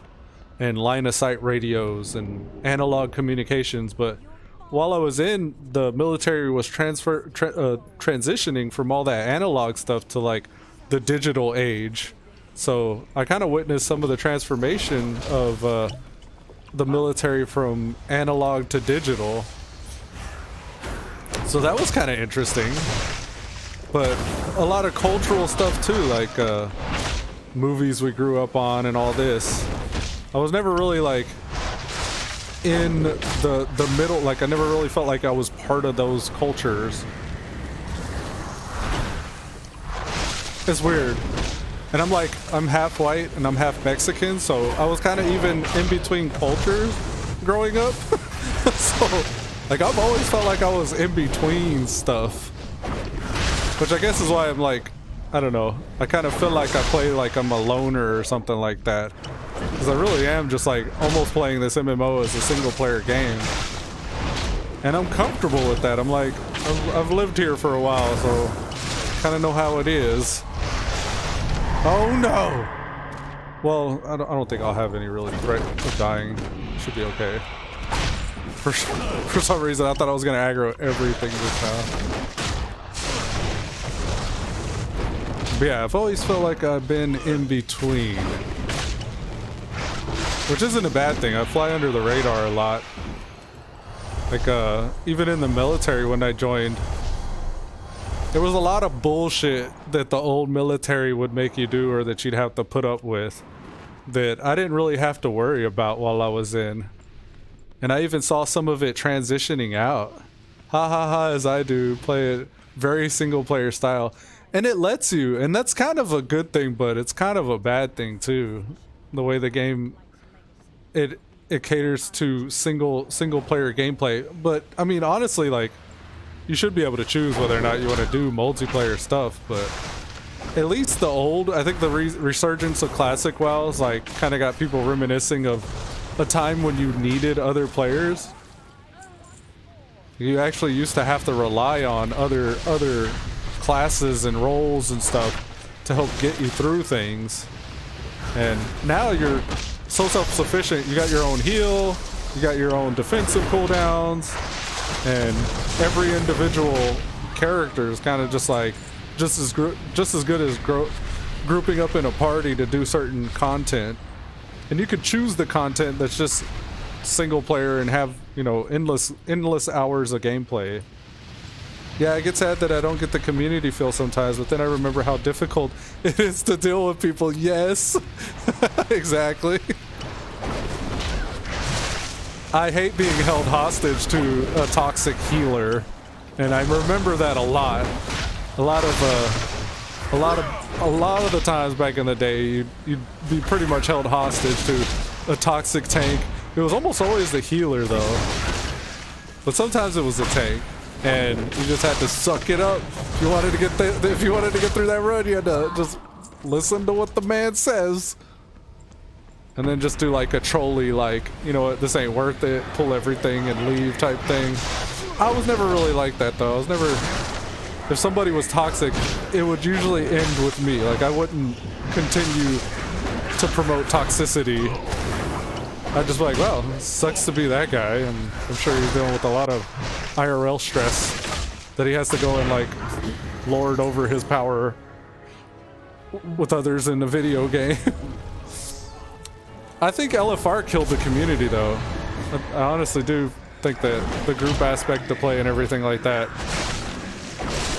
I just remember it happening and just feeling like this isn't going to be a benefit when they brought it in, and it's been such a joke. Oh yeah, I quit BFA shortly after it launched when I came back and did a normal dungeon, and the healer wouldn't heal me because I missed one interrupt. Oh my god, that's when you kick that healer. See, there's a lot of people that'll just like, they'll boot somebody, they'll want to kick somebody because their DPS is so low. But honestly, somebody with such low DPS like that probably doesn't even know what a damage meter is. Well, it's not really their fault that they're learning the game. So I'll quite often just like not kick somebody that's not toxic but not great. And they'll get mad. They'll get mad because everybody didn't kick that person. It's like, what the hell? I get on my tanking and my healing kicks. Whenever you see me tanking and healing, it's because I see that healer or that tank, and I'm like, you know what? There needs to be better tanks and healers that aren't as hostile. So I'll take it upon myself. And mind you, like, Paladin's my most played character, so I'm almost one for justice. And someone that is standing in the light. Nobody even said anything to him. I was absolutely baffled. That sucks, man. I'd rather have a team of 5 noobs who are trying to deal with the single toxic player than trying to deal with the single toxic player. Yes, exactly. I've kind of like made it a point whenever I'm running and stuff to be friendly. Like, where an opportunity presents itself, I try to be friendly, or like compliment somebody if they do something they don't have to in a run. Just to be somewhat of a voice for positivity to help combat all that toxic behavior. It's like I get intoxicated from stupid. But yeah, I mean, that's not, I mean, a lot of my streams and stuff, you'll see that in what I'm doing. If I'm doing any kind of group content, I'm generally like, I try to be positive. I try not to be negative. It's easy. It's not impressive to be negative. It's easy to complain. What's more impressive is like, you know, sucking it up and dealing with some shit. And that's what I love about parties and like grouping and like 5-mans and dungeons and raids and stuff like that. You can have something challenging that everybody focuses on, that you're all working towards as a common goal. And it's just a video game. Like, there's no reason to introduce toxicity to that.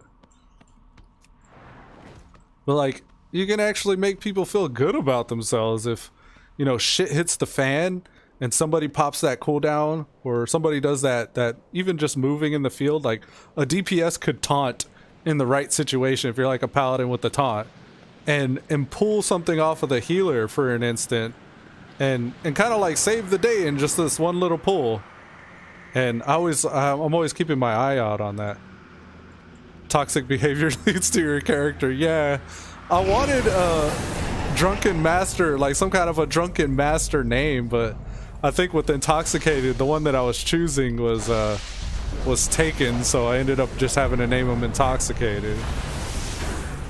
But yeah, I mean, everybody, it's just like the Demon Hunters, when they came out, everybody wanted like an Illidan name or like a Illudari name. I named my guy Illudari. His name's Elude, but Illudari at the same time. Illudari. Those little meme names. Yeah, I wanted Drunken Master though, or something to that effect. I forget exactly what it was, but it was a good name. I just remember it being taken and being sad. Run for it. Let's put this guy here. He's gonna taunt those guys, and then he'll pick up these guys chasing me too, and I'll just keep chugging. But yeah, that used to be to your point with the social and like single player, that used to be the only way I'd tolerate raiding. And honestly, whenever I stopped raiding, it was more because I made like a lifestyle change and didn't want to get drunk every raid night, because I would literally go through a 12-pack every weekend that we would raid, and we would raid every weekend, and I saw it as an excuse to get hammered. So like, because it's a social lubricant, like you start drinking, you get a little of the sauce in you, start talking shit and letting loose and having fun, and I really liked that for a while. I really enjoyed it, but my body started getting fucked up from it. I was sitting there too long, and like I think it even messed up my kidneys and my bladder, because I'd be like holding it for each next boss fight because I'd be drinking. I'm like, ah. And I ended up getting a hernia real bad that I had sat and lived with for like 10 years and only recently got it repaired. But it took a huge lifestyle change for me to get out of that. I don't know, like every weekend drinking and raiding. It's just like how I dealt with raiding. I would just get hammered to deal with the people and to not take things so seriously, because I would get in those raids where we were like actually trying to push progression and stuff, and I use it as an excuse to drink. And I don't think I was ever actually really an alcoholic or anything, but I was borderline. I was getting there. I've got an addictive personality. I smoked for a large part of my life too, just cigarettes, and that wasn't really great. But I made like a big shift not too long ago, like I'd say probably about the time I started the stream. Like I made a huge shift in like my mindset and my lifestyle and how I looked at the world. And I think a large part of it is my wife and kids really kind of like instigated that change for me, because like I don't know, like I don't want to get too deep and personal and stuff, but yeah, I mean my gameplay's changed a lot due to the lifestyle changes I've made, and it's a lot easier to not be affected by toxicity when you're alone. So I guess maybe some of it was just like sheltering myself from toxicity, but a lot of it was like changing toxicity that's just innate within myself. Shit that I grew up with that never really understood or dealt with. So yeah, I mean, I don't know, with the advent of the stream and like me picking this up, I mean, 4 years ago is when I started Legion. Like I was watching that video last night, so that's what comes to mind. But ever since then, for about 4 years, I've tried to stream consistently, at least every single week, if not every single day. And a lot of what the stream is kind of like founded on, the idea that it's founded on, is like the Stalwart Vanguard. Like we're the good players, like not like the epic pro MLG like 360 no scope player, but like good hearted, like stalwart, steadfast, ready, like positive community members that enjoy something that they do together. And the Elude Stalwart, a lot of the name has to do with that type of stuff, and like my shift in thinking and all that stuff as well. And honestly, like each character represents an aspect of my personality in some ways. Like sometimes I feel like a paladin, a righteous defender of justice, but I don't want to get too overzealous. So I switch it up and I become like a demon hunter or a death knight or a warlock. I mean, that probably takes the analogy too far, but it feels that way a lot of the times. All right, we got to go to the Visions of N'Zoth, and we're going to do the first one, the gimme. And I always try to win it, but I don't know if I will. Oh, no, we got to do the ones in the zone first. I was like, where the hell is it? Let's go to Oldham. Yeah, so the stream represents that, and I want it to be okay, like, you know, for people to play video games. I grew up with the notion, like, being forced on me that video games are inherently bad, and they're, like, it's almost like alcoholism in a way. Like, people compare playing video games to that, and it can be. If you let it get out of control, like, you can shirk responsibility and not get stuff done, and just hide in video games as an escape. And to a certain extent, I think we all do that, and that's the black spirit. Like, Elude Stalwart's the black spirit. You see the icon on my stream, and it's probably in the bottom right corner of this stream here. The black spirit is that. It's within everybody. It's the black spirit of a person's soul. And I heard it's like an Indian or Native American saying something like the two wolves are fighting, and the guy asks, you know, he asks the elder, the leader or whatever in his tribe, he was like, I always feel like there are two wolves fighting inside of me. Like, one's a force for good and one's a force for evil, and they're always at battle and they're warring with each other in my life throughout the day. And he asks the guy, like, how do I defeat, you know, the evil wolf? And it's not really about defeating the evil wolf, but I think it ends up being more of a balance. Like, you realize you need both of those wolves, and you can't just like take away what makes you dangerous. Like, you can't hide from your shadow like Peter Pan who loses his shadow. You have to like embrace it and accept it, and in doing that you become stronger. And that's the black spirit of Elude Stalwart. It's like, he's the video game player. He probably does it an unhealthy amount, but he's using it for the force of good, like, in a way. Like, I'm doing it to like better myself and help those that I interact with while I'm playing, or even those that are around me in like their daily lives. There's a lot of philosophy stuff behind what I'm doing and what I've been up to, and I think deeply about a lot of these things. And I think it's important. I think it matters, but I find myself rambling about stuff like this, and I don't know how it lands. But I guess all that to say is, like, I do think deeply about this stuff. I'd be interested in having long-form conversations with people about things like this. And maybe I need to start a podcast or something. At one point, my cousin and I actually in Legion and some of BFA, we were like in deep playing every single day, like running something together, and we would get into these long conversations. And I got a few episodes on the channel called Cuz Chats, so if you're interested in more of that stuff, it's only a few videos, but it's like 2 or 3 hour long conversations about like the state of the game and like people's ideas and outlooks on society. The one and only PC said, laugh out loud. It doesn't land poorly. Certainly didn't realize the channel stood for so much. Yeah, and I've actually been toying with the idea of making videos specifically for like those things, like the idea that I founded the channel on. But that's why we have the Stalwart Vanguard, and that's why I am Elude Stalwart, and I do have a black spirit, like everybody does. It's like, I think in a way it's good marketing to kind of like you sell to a person's black spirit in a way whenever you're telling them, like, if you buy these shoes you'll run faster, or you'll look cooler, or you'll be smarter or something if you eat this or take this or whatever. And that's kind of the idea behind the black spirit too, is like, I want people to be comfortable with accepting that aspect of themselves. and not feeling like a worthless dirtbag or whatever because you play video games and other people do things like golfing or basketball the weekend, because we all have our hobbies. This is getting kind of chaotic here. But it doesn't have to be a bad thing. You know what I mean?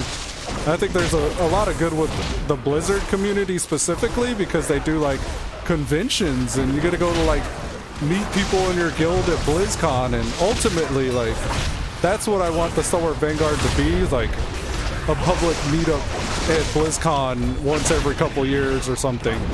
I want to be able to like afford taking my two children. I got he's now 16 years old and 11-year-old that I want to take to conventions and show them like, you know, what I'm doing every day, like what community I'm a part of. And I think that would be really cool to meet up with some of the viewers. I don't have a lot. I know like you probably look at the channel, it has like 200 subscribers, but really there's probably like 10 or 15 of you guys that watch casually and come back every once in a while to see what's up. And that is valuable. I honestly would rather have it be 10 to 15 people who are like genuinely good and not toxic. Like, I'm very careful about how I curate the community, and if I see like certain things leading me in the wrong direction, like if I play at a certain time of day, I get completely different viewers. Whereas if I play like earlier in the morning, it's something about that time of day. It's like evening for the EU guys. So a lot of my EU streamers would be hopping on and just getting off of work. The one and only PZ says, I'm always surprised you don't have more given how consistent you are. The content's good, shrug. I think it's consistency. And also like, if I stream more throughout the day, I know I can get more viewers, but I'm also a dad. Like, I'm a stay-at-home dad and a husband, so I maintain the house while the wife's at work. And I think I would feel bad if I streamed for very long throughout the day, given it's like not really a source of income at all. So I have to, in my way, like I tell my wife I work every day, and that's like making breakfast, that's cleaning the house and taking care of like, you know, obvious household chores and stuff like that. That's like so much of my life is great because I take care of those things. And my wife comes home and doesn't have to worry about any of that stuff. And I also have like a really good deep connection with my children. I'm not like super protective. I don't keep them sheltered from society or anything like that, but like I'm able to actually have conversations with them about things they care about. And they play video games too. And I'll take days where I'm just like, we have the Awesome Buddies channel. Well, it's the Elude Stalwart channel, but the Awesome Buddies series, where you see me actually playing these games with my children. My 11-year-old likes Gary's Mod and Minecraft, and I get on those with them. Like, that's one of the greatest things about video games is no matter how old you are or how young you are, everybody starts at the same baseline with the same set of rules, and it's just like, what kind of fun can you have given that these things are true? And yeah, we get into it, man. Makes perfect sense, man. I don't even have kids yet, and you're shipping yours off soon. Yeah. I got started early, to be fair. Like I said, like 19, I was already married. So yeah, I've always wanted to grow up, like, and make my day how I wanted it to be. And I couldn't wait to get freedom and independence from my family, because I'm the oldest of 8. So like, what I wanted and the things I liked and wanted to do always came like last, because like I'm of 8 children, so how do I expect my parents to spend time with just me, or, you know, do things just for me, because there's so many of us, and, you know, shit costs money. And I'm a gamer, so my life costs a lot of money playing PC games and shit like that, streaming. So yeah, I mean, I don't know, I'm thankful. I'm thankful for how things are, even if it doesn't seem like much to somebody else. Like, I'm completely content, and I want to share that with people, because I think more people should be more content with their lives and do things that they love and care about. And even if it is a hobby, and I don't know. There's a lot there. There's a lot I could go on, but Look, iBoy49 Yek Nam, he knows what I'm talking about. And honestly, iBoy, I don't want to become famous. I would hate to sacrifice my freedom like that. I feel like in the army, like I went multiple deployments to Iraq. So to and from like being shipped in and out of the country, I feel like I got a taste of what that looked like to be in the public eye and like have people you don't know about, like when I come off the plane, like, you know, cheering and stuff like that. Not for me, but like for my unit, for my company. He said, bah, perfect time for spam, right? Oh, did I not do the thing? Fuck. I don't think I did the thing. You'll be unable until your mind is fully recovered. I don't think I can. No! Fuck. I wasn't paying attention. I was supposed to do this. I was supposed to detect hidden enemies. Son of a bitch. Well, we ain't getting our cloak today. Or no, we got our cloak. Okay, no, this dude's staged. We're not getting it ranked up today, which is fine. I think we got Intoxicated where we wanted him. He's got the cloak, so he's baseline like everybody else. But yeah, I mean, I'm usually not so vocal in sharing a lot of that stuff about like my own personal life and experience and stuff like that. But I'd like to put more of it out there if anyone's curious. I get on rants like that and like I will see people leave. Like all of a sudden the chat will die and I'm like, okay, they probably don't care a lot about what I was just talking about like that. So it's kind of refreshing. Appreciate you listening to me, man. Feels good. I'm gonna do Furiosity now because I think he still needs his cloak. And I feel my throat getting raw. It's been 2 hours. I normally don't talk this much, even on stream. My goal is next to earn enough gold to buy Shadowlands. It's tough. Oh, wow. So you're going to go the token route. Very nice. After that, I want to get a full Horrific Vision clear. Ah. The most I've done in the Horrific Visions is I've taken down the... So if this is the Horrific Vision here, you got Thrall in this chamber. There's a bonus boss over here, and then there's the drag.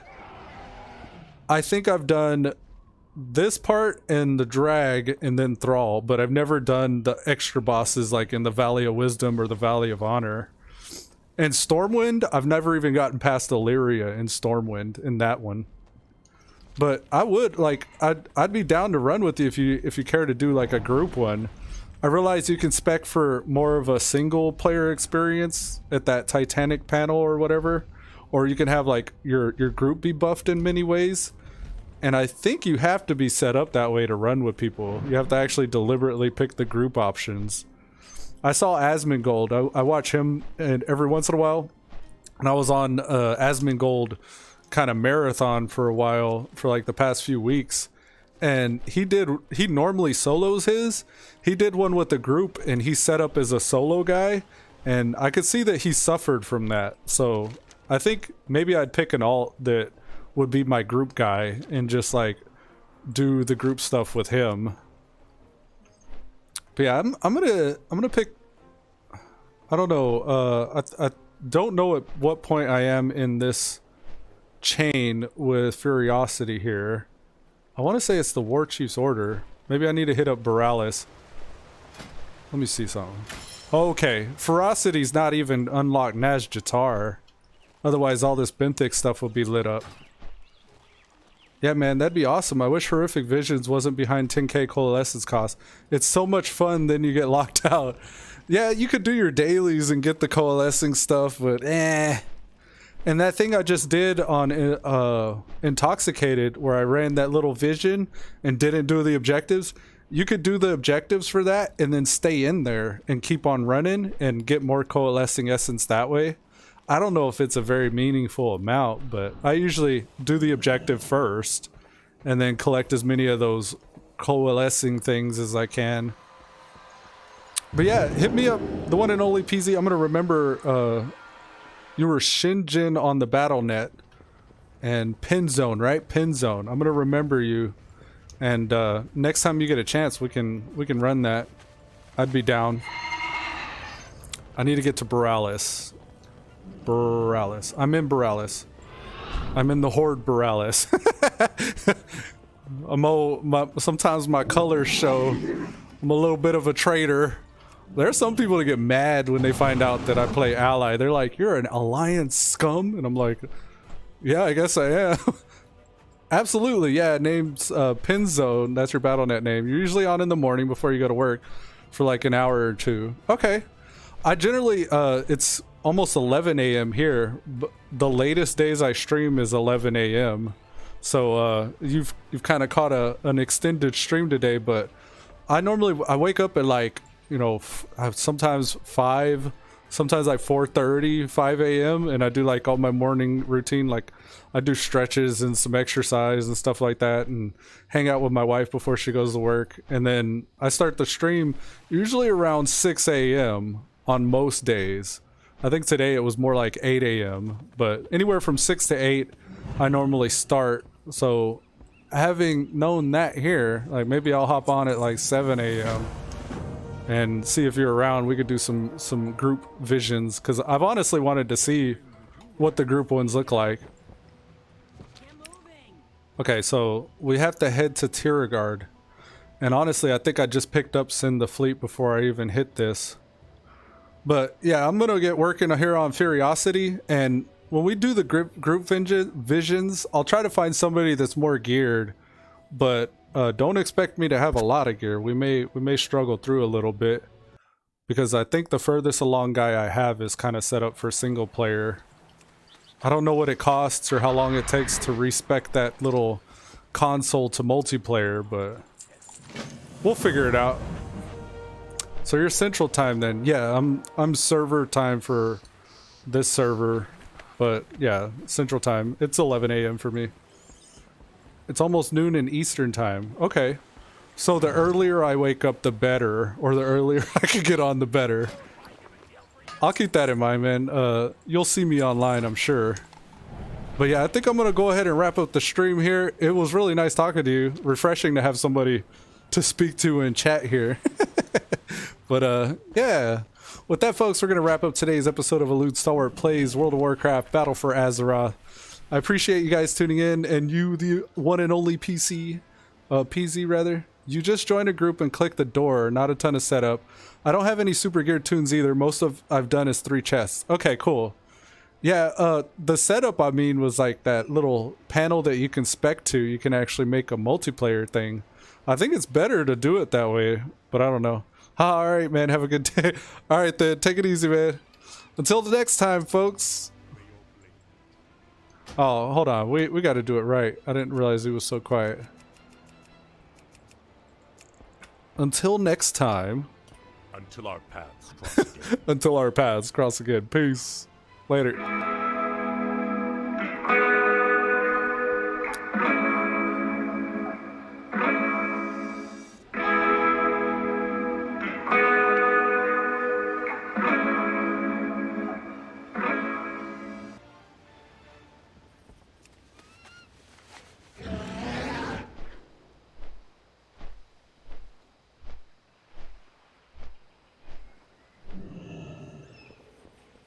Are you ready for the epic?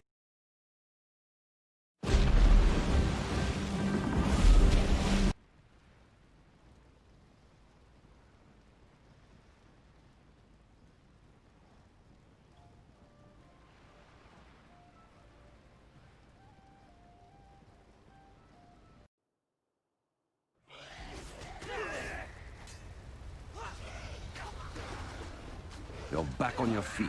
Good. Your survival is key to the Dark Lady's plans. I suppose, Round, the vaunted Alliance fleet lies in ruins.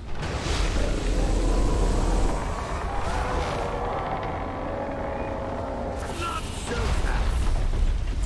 Tell's area is fascinating, don't you think? The power that thrums all around us